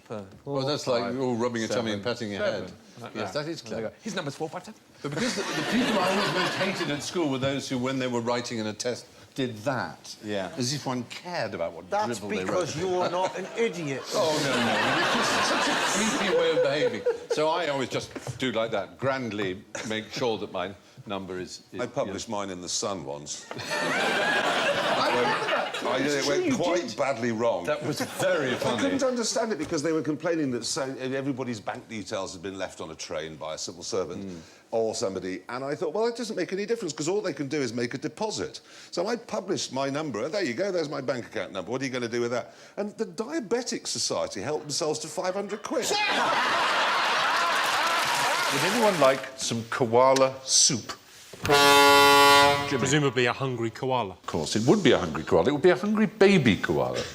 Because koalas are the only animals to make what is called a soup or pap. What, in a bowl? They make it in the bowl of their body and it comes out of their Mouth ears. Their bottom, yes, their arse. Arse, So I get a elegantly point put. for that. You get a point for knowing arse, yes, Thank very good. They make soup with their arse. They make a soup for their young with their arse. I mean, that's careless parenting, isn't it? I'd just quite like to ask, why haven't they had that on the Bush Tucker trial in A very good question. I bring a koala out and hold it over you. It takes horrible... It takes a horrible new meaning to waiter, there's a hair in my soup.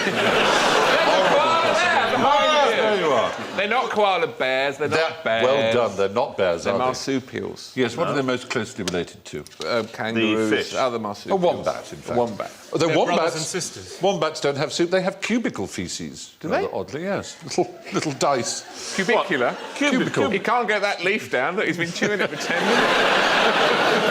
Well, no, isn't that because he's eating the leaves of the eucalyptus tree? He is, which indeed. Acts as a powerful hallucinogen on the koala. So a lot of the time they're just saying, yeah, whoa. What did I come up here for? Is that where they got the idea of Well, it's an things out of their analgesic rather than a hallucinogen. I've always got those two mixed up, you know. They're sort of numb, a painkiller. It's poisonous. Yeah. Yeah. They have an incredibly long intestine, about a mile long, to digest all that poison that would kill a human. Yes, what it is, it's really quite interesting, and that's what we're here for, to Indeed. be quite interesting. They can tell, which scientists can't, the age of a eucalyptus leaf. It has to be between a year and 18 months. If it's any younger, it has no value whatsoever to them. They sleep for 20 to 22 hours a day. 22 hours a day. I've got to give you 2 points for that. You're absolutely right. I won a night out with a koala. Yeah, when we were out all night. We went to a restaurant and to a club. What do you have? Soup of the day? What do they drink? What did your koala drink? Beck's. Time for some refreshment. Here we go. Let's have you pass that there to Sarah, if you would, Alan. Oh, there you go. There's one for you, Jack. You pass one to Adam. Yeah. Thank you very much. I'll have one myself. And there's one for you, Alan. There you go.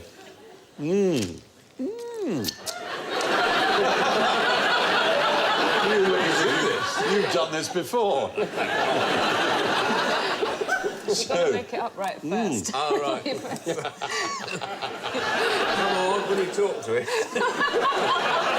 Come here, you. Oh, you look lovely. You're so huge. I don't think I'm going to be able to manage it. Oh, there you are, yeah. What do you think these were once used for?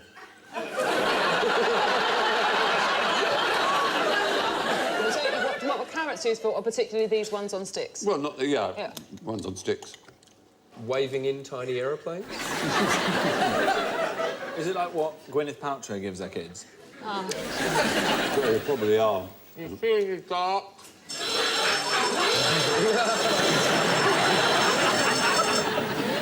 Seeing in the dark. Well, you're in the right era. When was it said that carrots could help you see in the dark? At night.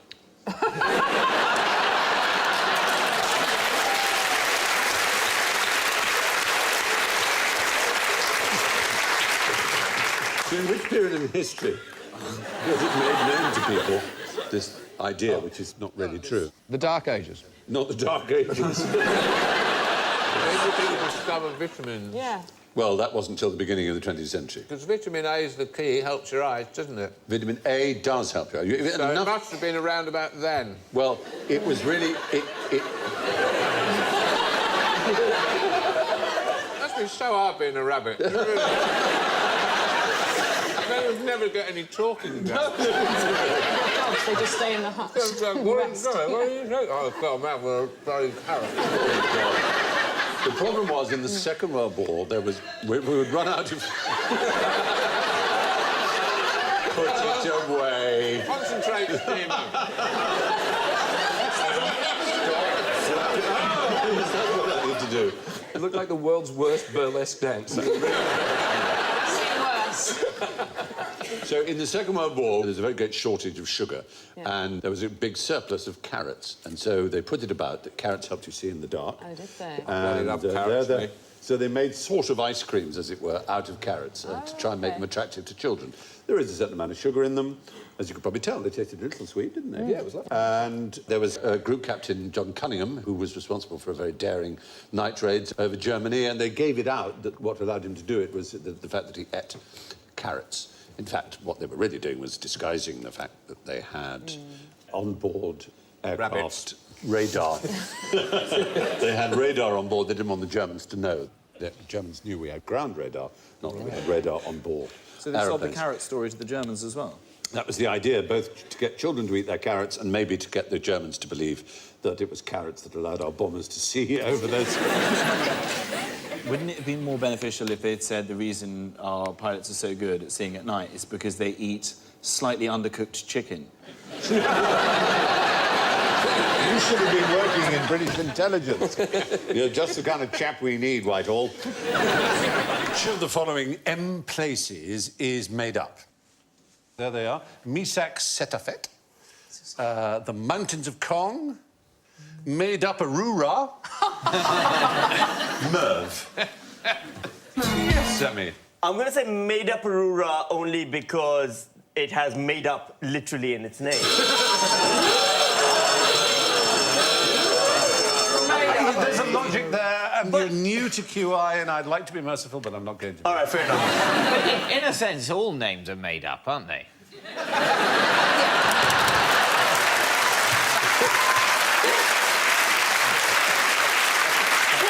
To the logically ruthless world of David Nixon. You sound like that, I'm sorry. But no, of course, you're right.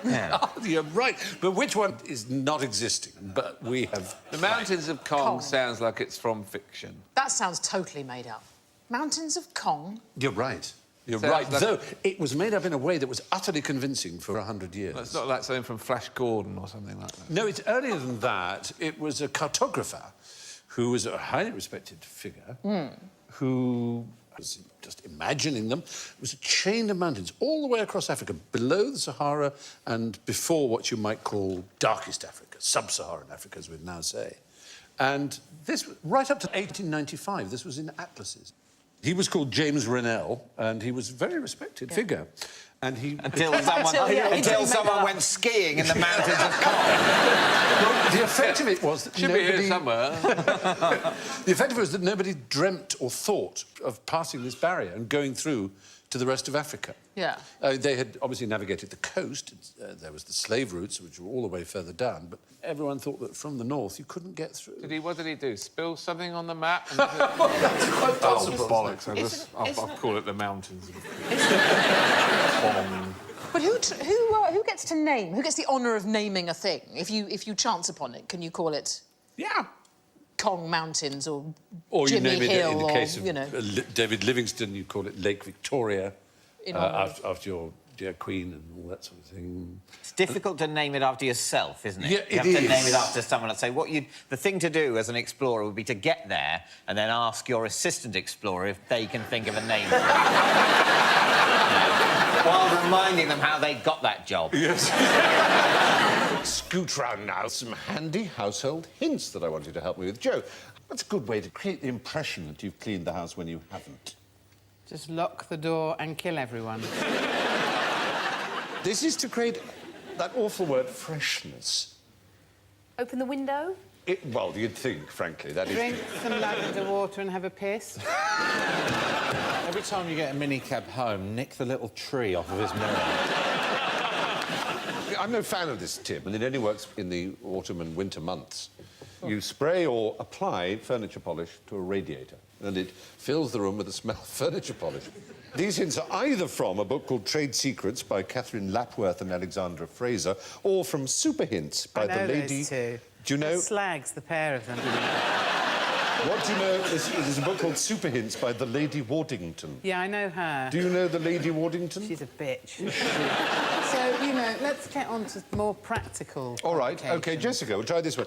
How would you treat silk like spaghetti and vice versa? What, store it in a jar? There's something you can do to each of them.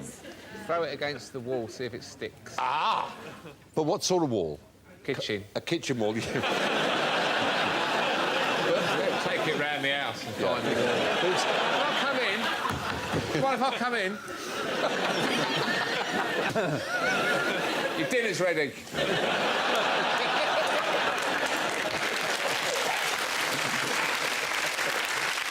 Whereas in the case of silk, why would you throw silk against the wall? Well, having a passion, you know.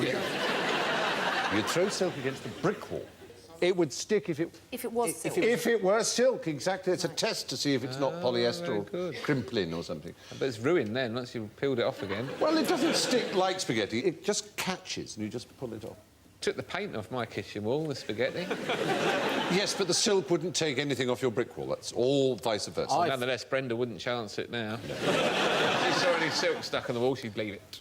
Used as a fainting goat.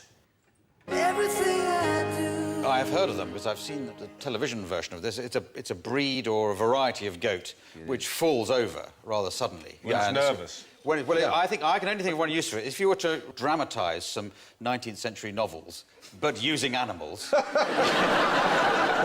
the heroine had to swoon, like that, you would cast the goat to do that. That would be an immediate and a practical use for a fainting goat. But they're just like a race of goat. I don't know what, like an Anglo-Nubian. Only these are fainting goats. They're in America, and that's the limit of my knowledge. Or if they faint when they're nervous, then they would presumably alert you to danger on the perimeter of your farm. Perhaps Nazis were rearing up over the hillock. Or wolves attacking, or something like that. Or dogs, or wolves. next door. They're extraordinary. They're called the Tennessee or myotonic goat. You keep them with a flock of sheep. And when the wolf comes, the poor goat, whenever it gets a fright, goes stiff as a board and just goes over like that. So the sheep all escape, and the goat gets eaten because the goat is less valuable than the sheep. So it's not that it warns the sheep. It sort of warns the sheep, but it's not much of a long life for the goat. So it takes one for the team. It takes one for the team. Takes the bullet. So they actually do faint with fear. Do they do that as they go down? It's called myotonia congenita, and it occurs in several species, including humans. It only lasts about 10 seconds. It goes as stiff as a board, then it returns to normal. Apparently, it's painless, according to humans who suffer from it, at least.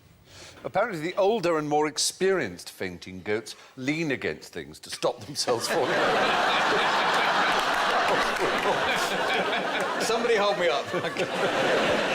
It must be quite hard to become an older fainting goat, though, because the wolves are generally biting your throat out. That is the problem. Yes. But fainting goats protect your flock by swooning and being eaten by wolves, while the sheep make good their Name the greatest Wimbledon champion of all time. Andy Murray.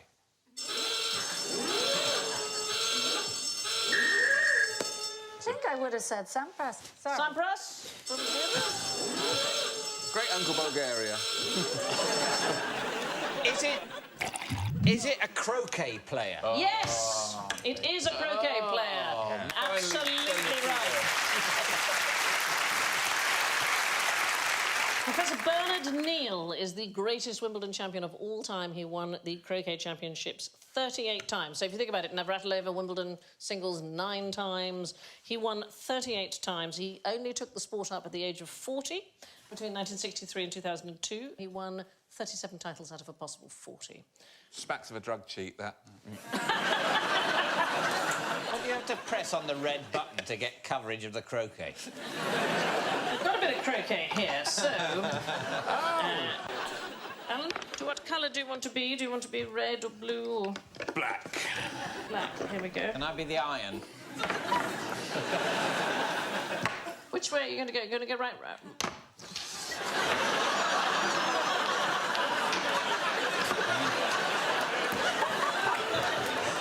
I don't know why that's pleased me so much. It went miles. It went miles. That would be under someone's feet. Croquet was an Olympic sport. It should be still. It was dropped after 1900 because only one person turned up to watch. So. But the reason it's interesting is because the very first women to take part in the Olympics took part as part of the French croquet team. So there were 7 men and 3 women. And it was thought to be rather racy because it was a game where men and women played on equal footing. There's a wonderful quote from the American Christian Review in 1878 said, croquet would lead to moral decline in American women and consequences would include absence from church, immoral conduct, and eventually ruin. True, though. That's a very pessimistic view. Anybody know the connection between croquet and Pall Mall, the great street in London. They played croquet upon it? Yes, they did. It is, in fact, where croquet comes from. An Italian game, 17th century game called Pale Male. And both Pall Mall and the Mall were designed specifically to play this game. They whacked the ball up the course, and then they had to shoot a ball through a suspended hoop at the end, and that's where we begin to get much more like from. Quidditch.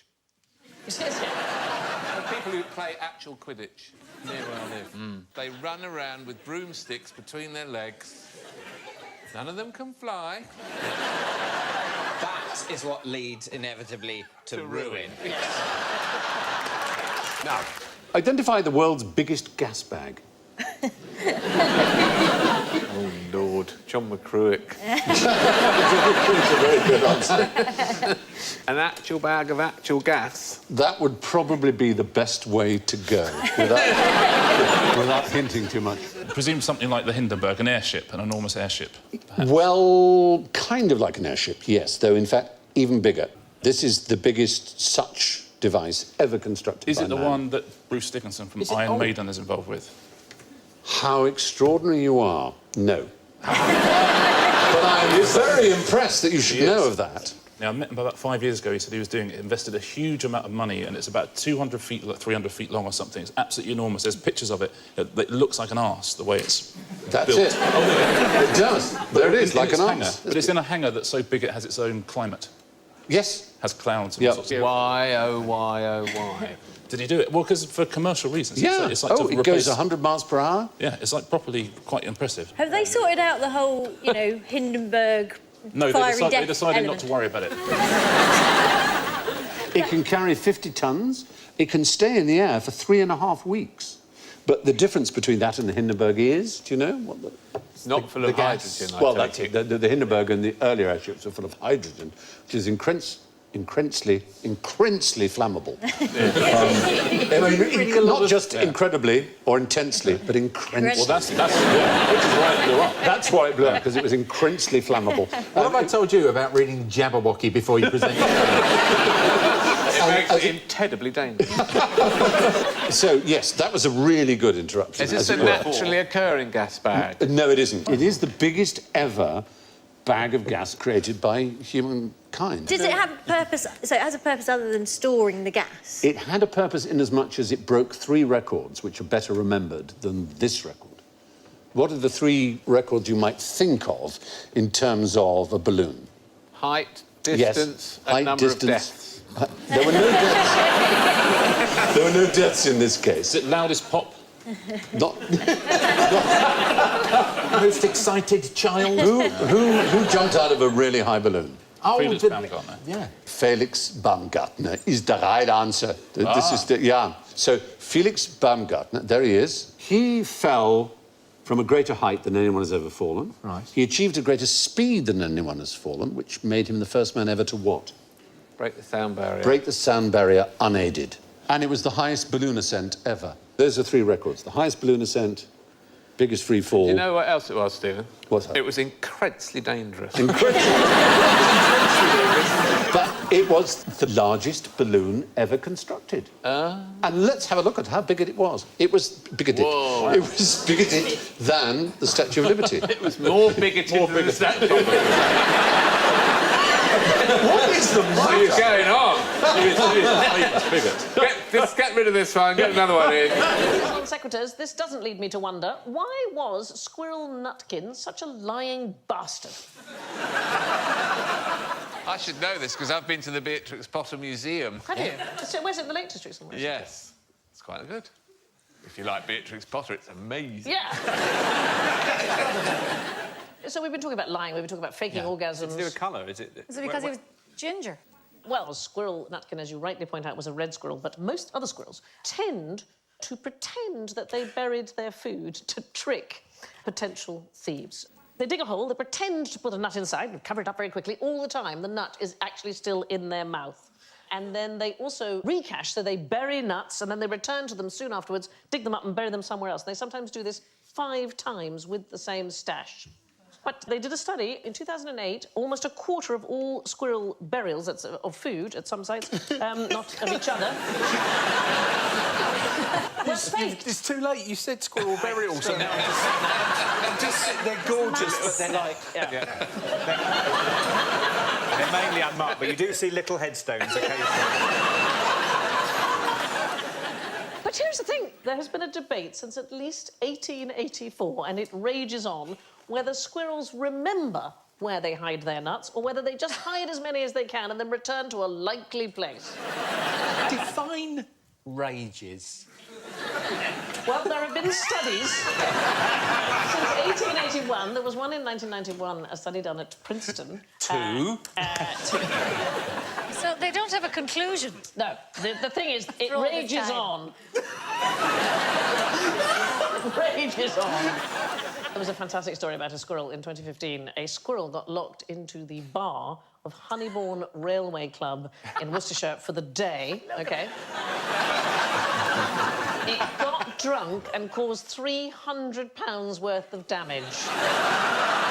So the club secretary, a guy called Sam Boulter, he said that all he could find was broken glass and bottles knocked off shelves. There was beer all over the floor, there was money and straws scattered everywhere, and he found the culprit hiding behind a box of crisps, looking, he said, unsteady and worse for wear. What kind of creature has a terrible memory? Short memory. My dad can't remember anything. I went round to see him the other day and he looked at me like that. Doesn't everybody? I went, hi, Dad. He went, oh.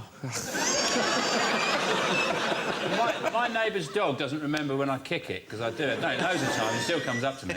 Oh! I kick it really hard in the face. Goldfish. Oh, a goldfish. With my boot. Oh, not goldfish. No, there is... 3-second memory. Well, there is this fallacy that goldfish have a 3-second memory. It is a fallacy. They've done tests. Oh, they have. They have. A man from Plymouth University did wonderful said tests. to the goldfish what happened on EastEnders last night. And he remembered most of it. 2 things. 1, there isn't a Plymouth University, that's made up. And 2, they can't remember anything. Yeah, it's a sweet shop with a copy of the Times in it, isn't it? Dr. Phil G. of the University of Plymouth's psychological Is he a department. rapper? He does sound like Dr. Phil G. He trained them to press levers, and they could even tell time because he would have the lever work just for an hour in the day, and they would come and press at the right time to deliver food, and they knew exactly where it was, and they would come back to it. How come they can't tell that the deep-sea diver is 3 times as big as the castle? They're damn smart. Well, it seems they have pretty good memories, as a matter of fact. What's more, they're not gold. Put them back in the wild, they go to brown and other different colours. It's actually not true, because I've got 2 in a pond. They've been there 5 years, they're still orange. So... No, in the wildy, but if you're in captivity and for some reason... Where's the wildy? I'd like to go there. Technical term. The Norfolk. So what can't remember anything then? I bet a koala can't remember much. Wakes up... Oh. I bet a pig on fire can't remember much. I had a strange experience when I was in Australia recently, and I went to a day out to the zoo, and they give you a koala to hold, and you have a photograph taken of it. And koalas are very lazy animals. They don't exactly work out. You know what I mean? They haven't got firm buttocks or anything. And I had one in my hand, and it kind of just slipped. And before I knew it, I actually had a sort of koala's buttocks. It was actually slipped onto my finger. And it just sort of slid on, and there's... On the photograph, because they take a photograph of you, you're supposed to hold a koala, and the koala goes this, goes... The worst thing was, they wanted it back, and I said, well, can I hold it for a bit longer? And I was trying to get the finger out, and I said, can I take it away? The list of charges is beginning to add up. During the First World War, seagulls were trained to search out German submarines and then crap on their periscopes. Pretty clear message. But what is this camel behind me trying to tell you here? What's going on? Oh, dear. It's a very disgusted audience, though. They don't like what they see. Did you say Jeremy Carl's on in a minute?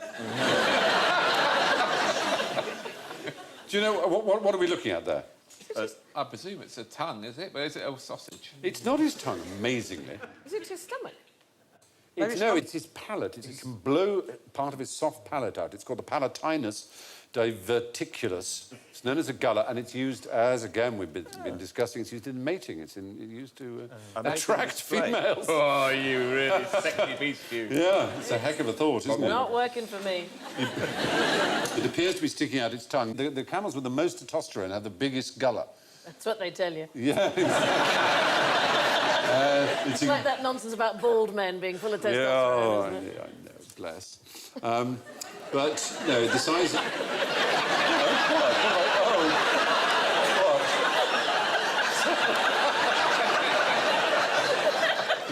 Way. Phil's not insulted because he doesn't know. Phil doesn't know he's bald. I don't know. Oh, what do you mean? He's convinced he's got a big, thick, luscious head of hair.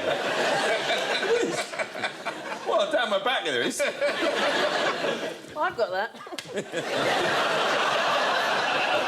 Anyway, they do that. They blow out their gullet and they make a bloop, bloop, bloop noise, apparently. Yeah, blub, blub, blub, blub. That's the best they've come up with after all these years. In Saudi Arabia and other countries, they often cut the gullet out. Why would they do that? Do you know why? To stop it, they cut it out. It's so they breathe better for camel racing. Oh, camel racing. Yeah. Actually, in Saudi Arabia, they import camels from... Kent. Yeah. You set them up so well, Steve. It's very kind from Kent. No, not from Kent. From Hertfordshire. Not. Let's disabuse ourselves. Australia is the right answer. Yes, thank you. But why would they import them? What do they need them for? They're very good at cricket, the Australian one. The Australian camels are actually much fitter than the oh, look, we like Saudi. sports. Yeah. It's a big outdoors. No, they don't use them to race. They don't use them for transport. They use the camels they import for... Food? Food for meat, camel meat. They eat yes. them. They They tell eat them they're going to have a lovely life. Yeah. You'll love it over there, mate. Away you go. Good luck. Give us a call when you've won your first race. How did the Danish government convince its citizens to multiply? This is one of my randy scandies. You mean actually... I do mean that. Was there financial incentives? There were incentives. We all need incentives anyway, don't we? What, to procreate? Hmm. Yeah. Or just, you know, the bit before that as well. Right. I'm fine, but OK. Incentivise me! So I can narrow it down. It's actually a place called Thisted, which is in Jutland, so the mainland, the bit that sticks up from Germany. So what happened in 2015, the local authorities were going to close down the local school, and everybody was very upset in the local area. So they struck a deal that the people would procreate as much as possible if they kept the school and the leisure facilities open. Nothing says, I'm bringing sexy back like a council memo. Did they all do it? Did they all have to have kids? Well, as many as possible, so they were encouraged to have kids. I have to say, it's a lovely place, Thisted. Not a lot to do.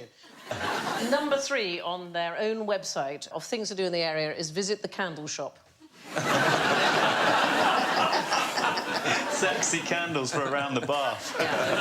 There's been lots of times before. Britain has had its own panics about falling populations because of the war and contraception and so on.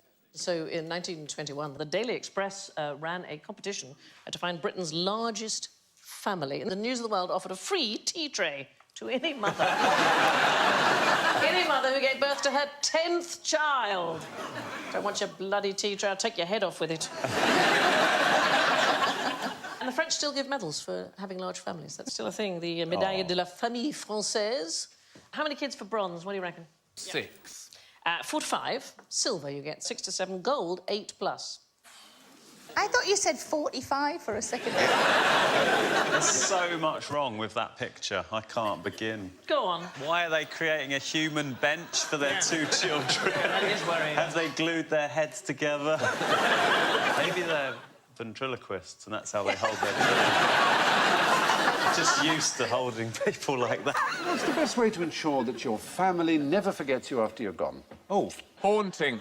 Haunting is a good way, yeah. Insists on being buried in an exact replica of your house. Yes, that they have to pay for and therefore sell the house they live in to... You're still angry, finance it, yeah. Being stuffed. Well, yes, being stuffed. Now, preserved in some way. There's a very extreme example of that. On the mantelpiece. Just slightly in front of the television so they can't see. There was an artist called Hananucha Masakilchi. Oh, yeah. Have you heard of him? Yeah. He's bloody good. He's Japanese, and in the mid-1880s he was diagnosed with tuberculosis and knew he was going to die, so he made a statue of himself so lifelike and so realistic. When he stood next to it, people couldn't tell which was which, apparently. He handcrafted glass eyes and then bored a tiny individual hole for every pore of his body, and then took the hairs from every pore of his own body and put them into the other pores. He pulled out all his own fingernails and put them in like that, yeah? His toenails and his teeth, right? Now, obviously, this is a replica because it's quite shiny and obviously not anything like a real person. Can you imagine if he'd done all that and someone had gone, actually, it doesn't look that much like you, and you're left No teeth, no nails. Imagine he'd taken his eyes out at an early stage and realised what a stupid mistake that was. Oh, damn. But it found its way, the original, to Robert Ripley's auditorium in Los Angeles, but Not unfortunately what he had in mind. it was injured in an earthquake in '96 and it's currently awaiting restoration. There are other things you can do. What about letting your family see you disintegrate, see you in your coffin? Have a camera. Have a camera in your coffin? Webcam, yeah. There is a Seattle-based company called SeeMeRot.com. I'm not making it up. I'm not making it up. And they have a light and they have a webcam, and you can watch your loved one basically rot. There you go. Can I...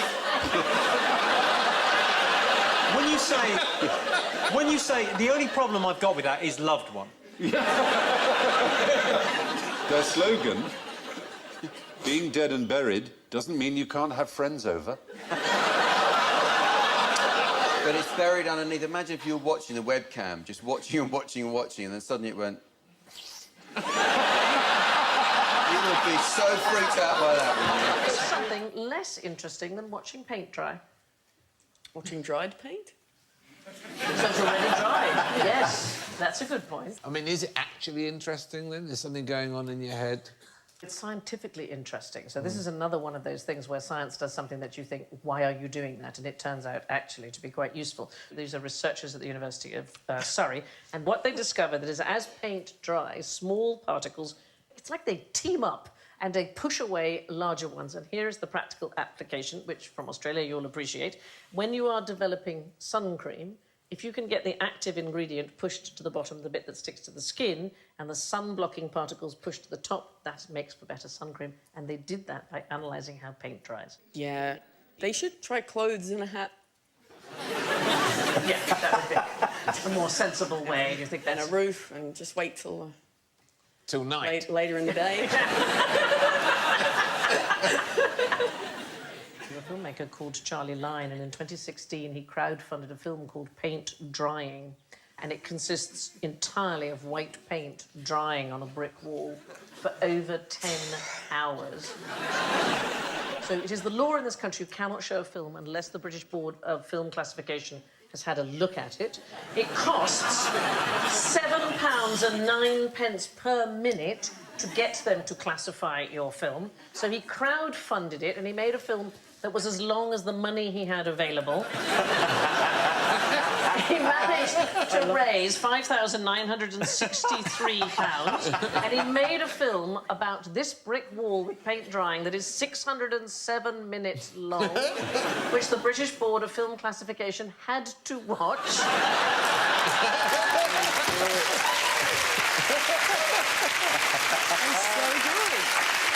Anyway, if you'd like to see it as a U classification, just in case. We should have just flashed up some porn in the last second. Yeah. Or like a murder, like just blood at the very end. But it is an offence for cinemas to show films with an age restriction to children. We'd like to see the paint drying film, please. As many uses for a pig as you can. Bacon. Bacon is one.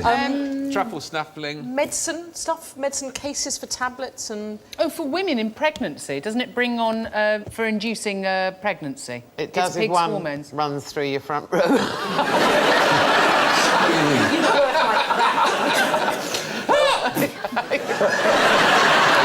Absolutely staggering what you can get out of a Yoghurt. pig. Yes, I have a list. Christian Minderstmer wrote a book called Pig 05049, which is an anonymous pig, and beyond the obvious foodstuffs, she found different parts of this animal offered the following pork derivatives. From the skin alone, safety gloves, cosmetic surgery, collagen, comes from pig skin, energy bars, which also have collagen in, low-fat butter, chewing gum, X-ray film, drug capsules, bread, flour improver made from pig hair, would you believe? Wow. Flour, I know. The skin is also used for tattoo practice. And ballistic gelatin. That's just the skin, and then there's the internal organs, pet food, tambourine skins are made from a pig's bladder. Your old tambourine. I knew those folkies were evil. Yeah. There are many thousands of people who are alive because of a pig's valve from their heart. From the bones, cheap wine corks, would you believe? Stabilising propellant in bullet making, inkjet paper, concrete, match heads, bone china, train brakes, yoghurt, which you correctly mentioned. What's a train brake? Like it's where you stopping go to a train. Scotland for the for stopping it. It's just the legs. He's basically a trotter out. He just leans forward. Fabric softener. Who knew? Beer, wine, ice cream. From the fat, biodiesel, soap, shampoos, crayons. From the blood, cigarette filters, amazingly. Toothpaste. And also paintbrushes. Chemical weapons testing. The ears are used in chemical weapons testing. Don't ask me why. I should hasten to add that not all toothpaste and not all yogurt contain it. But if you are a Muslim or Jewish, you've got a hell of a problem discovering what's got pig in it. You have your work cut out. You have your work cut out like a silhouettist. According to Bloomberg, there are 42 major areas of manufacturing that entirely rely on pork products. It's quite astonishing what that one animal can do. It's the only farmyard animal, if you discount truffle hunting, that is only useful when dead. Has no Oh, use. you say that. You've never gambled with a pig. Oh, Come on. You're terrible gamblers. Poker, blackjack. But obviously ducks and geese and hens lay eggs and goats give milk and cows give milk and sheep Companionship? give companionship. Love. I know they do offer those. It is My true. brother's got a pig, and that's very true of that one. Yeah, they are very endearing animals. Of Tell him course. to be careful, though, because I knew a farmer that had a heart attack while he was feeding his pigs, and they ate him. Oh, yes. Well, I'm afraid. You don't want to get into a pen with one that's approaching sexual maturity, as I know to my cost. Really? Yeah. It's basically like How are the piglets? They've got names, Alan. So, yeah, Porky and Perkins. Pinky and Perkins. It's scary. It's like a pork piano, because they breed pigs very long now, because everyone likes chops. That's right. So you get incredibly long With pigs. a huge row of udders you can see on the sour country. And, yeah, just runs at you in a sort of matey way. This was obviously the boar, Yes. the male. She wasn't interested. No, she Although wasn't. I was trying to catch her eye. Priests for the moment. Who was the mad monk of Russia? Rasputin is... I thought I'd tell you that for the Take one for the team. Thank you, Kelly. Why was it not him? Well, because he was the lover of the Russian queen. Is that what you're basing all your knowledge of history? He was a cat that really was gone. Yes. Why was he not the mad monk of Russia? He wasn't mad and he wasn't a monk. He wasn't a monk, is the truth of it. He was never a monk. The guy who referred to himself as the mad monk was a one-time friend of Rasputin's. He was called Sergei Trufanov, also known as Iliador. There he is. And he wrote his memoirs. They were published in New York in 1918, and he published them as The Mad Monk of Russia. And that book is one of the primary sources that we have for the life of Rasputin. So the Mad Monk is the less famous Iliador and not Rasputin, but because we know so much about Rasputin from this book, The Mad Monk of Russia, that is why we associate him. Yeah. I think everybody knows that. Rasputin was a faith healer, and he parlayed his claim to be able to help the son of the Tsar into a position of tremendous influence in the Russian imperial court. I mean, Rasputin himself, unbelievably poorly educated. His diary, he misspells the word diary. So you think it's all about milk? Yeah, possibly. He claimed that by sleeping with women, he could take on their sins and help them find the grace of God. I've tried that. I'll take your sins on. I'll take your sins on. Yeah. There's a theory, a sort of rogue theory about Putin being the reincarnation of Rasputin, and there was a thing that was about they took some of Putin's pubic hair and then they took some of Rasputin's residual testicular fluid, and the DNA was exactly the same. So, I'm struggling with the whole of that story. I do like the phrase residual testicular fluid. I'm getting to need... Should be using that again? I'm not sure. Can I have a vodka and residual testicular fluid, please? So we're going to need an unwashed sheet of some kind. Yeah, Putin left his pubic hairs everywhere, isn't it? They scraped it off the back of a tiger. So the circumstances of Rasputin's death, I mean, they are stuff of legend, but what is beyond dispute is that the leader of the assassins, Prince Felix Yusupov, was a member of the Bullingdon Club while he was an undergraduate at Oxford. And in fact, Yusupov, that's him and his wife, Irina, they are the reason why films today carry... You know, there's a statement on films that says, any similarity to any living person is entirely coincidental. He and his wife sued MGM over a film called Rasputin and the Empress, produced in 1932, and they won substantial compensation.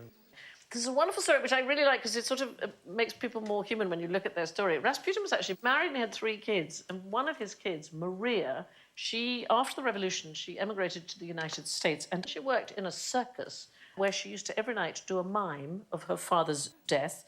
She then graduated to becoming a lion tamer. Unfortunately, her career in the circus was cut short when she was mauled by a bear. What are the chances you're working as a lion tamer? It must have happened during dinner. Interestingly, she billed herself as the daughter of the Mad Monk, so it clearly had become a phrase that people used. And she went on in the Second World War to work as a riveter in the shipyards in California. She died in 1977. The Mad Monk of Russia wasn't Rasputin, it was some bloke you've never heard of. Can you tell me about bamboo? Ahoy! You've attracted someone else on the backside. In Hong Kong, and probably elsewhere in Southeast Asia, they use bamboo as scaffolding. That's right, you're quite right. It's incredibly lightweight, but incredibly, extraordinarily strong, and they use it over vast buildings. You're right, it has a tensile strength greater than steel. In fact, over 5,000 uses of bamboo have been recorded, including desalination uses, diesel fuel. Uses it for swimming away from people. Exactly right. Yes, breathing under the water. As a cane to give people a damn good thrashing. Have you been bamboo caned? Certainly. At prep school, I was caned almost daily. 2 uses of bamboo. That was just by yourself. Never did me any harm. Are we going through all 5,000 uses? No, we're not. One per. Got them 3. Grows incredibly fast. Some species grow up to 4 foot a day. You can actually watch it grow. Quite astonishing. It was used as a torture by the Chinese. 4 foot a day? Yes. A torture in the sense that they would make someone sit on it. Yeah, and then it would grow It would be a torture. tie you down over a bamboo cane and it would grow into you. Yes. But what is bamboo? What sort It's a plant which is used for growing runner beans, feeding What class of plant? Tree, bark. No, it's a grass. Wood grass. It's a type of a grass. It is a type of a grass. Well done. Well done. They flower. Some of them flower and, takes them 120 years. Bill used to have a cactus. Yep. A huge cactus. Yes. Huge cactus thing that was all knobbly, and it flowered, how often? Once every 25 years? Once every 25 And he only had it 2 weeks, and it flowered. Yeah. You are a blessed man. I know, I remember. We took it, we didn't take it off an old couple, we bought it off an old couple. He left them laying at the passage. Quick, get away, they're coming round. Quick, you bastards, it's going to flower in a minute. We've waited 23 years. It is strange, though, when you look at that, because we were talking about it earlier, that, shrimp, it is an insect, but we quite happily eat that. Yes. Pick the legs off it, take the head off, and... I know, delicious. and lobsters and things. That, as you say, we'll happily eat them as a treat. But these... Oh, God.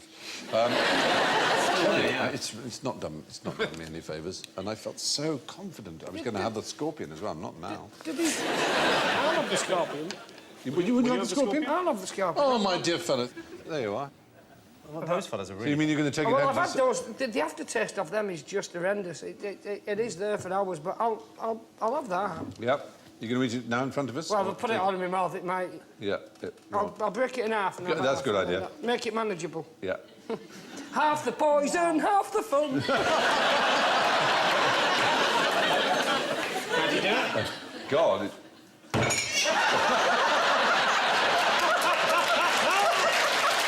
You're telling me something, innit? Wow, that is one tough... I think the scorpion might be alive. I think it might be like Han Solo. Hey! Well, not anymore, it's not. Right, tail end or front? Well, I would go for the front. The tail end might have a sting in it or something. Always ask a lady. Yeah. Hey! Oh. Said it. James. Oh. Well, you could hardly break the thing, so... Come back in 9 hours. Oh, you're having one too. Good for you. Excellent. Well, I've been licking the brittle and I thought I was going to be here all night if I try to get... I was eating it like a club biscuit. So just get all the chocolate off. Is it quite sweet in there? Is it sugar? It's basically sugar, isn't it? It's horrible, the brittle. Can't feel my toes.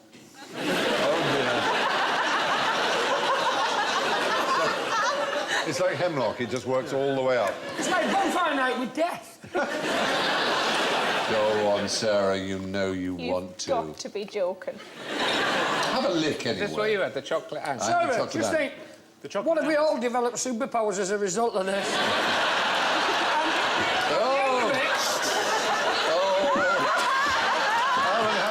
How could you eat that? He has the power of... You saw what it did to me. He has the power of nausea. That is absolutely repellent. It is, As soon as you break the chocolate, it whiffs. I know, it's not nice. Hang on. Something's happening. Something's happening.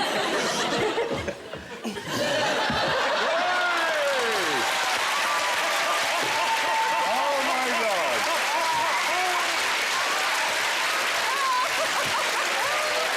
Something... Coming a scorpion! Oh, God, Question, are scorpions known for forward rolls? Definitely. Oh, yes, Sarah, you're showing your ignorance there. Very famous for their... For what sort of business would you want to use a queer plunger?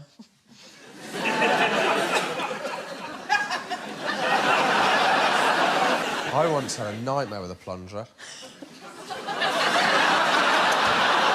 So we had a New Year's Eve party, and then the next day our toilet was blocked. And I thought, I'll nail this. I'd never used a plunger before. Right. Difficult to use. Yeah, I thought I'd just whack it down there.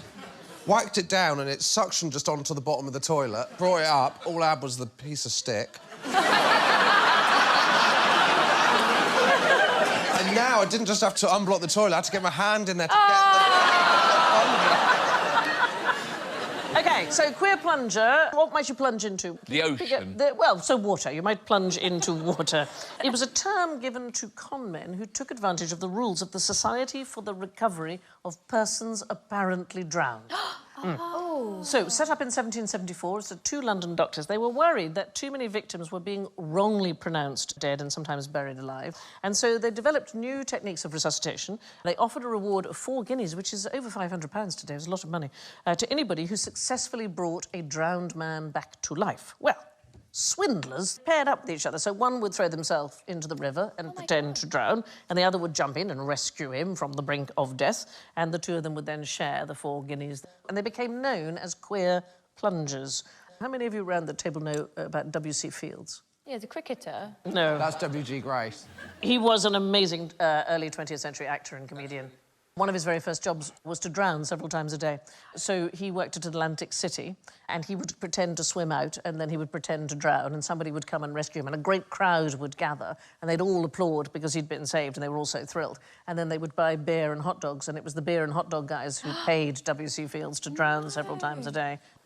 The Netherlands was the first country to have a society for resuscitation. Why the Netherlands? People falling in canals. Lots of water, yes. Yeah. Sometimes it's just a really simple answer, isn't it? They have fjords as well. No, No. don't have fjords there. Have you? God's No. sake. No. You know, Netherlands is famously flat and fjords are famously steep. Right. So, no. You know what? I'm just glad I didn't say it on national television. No,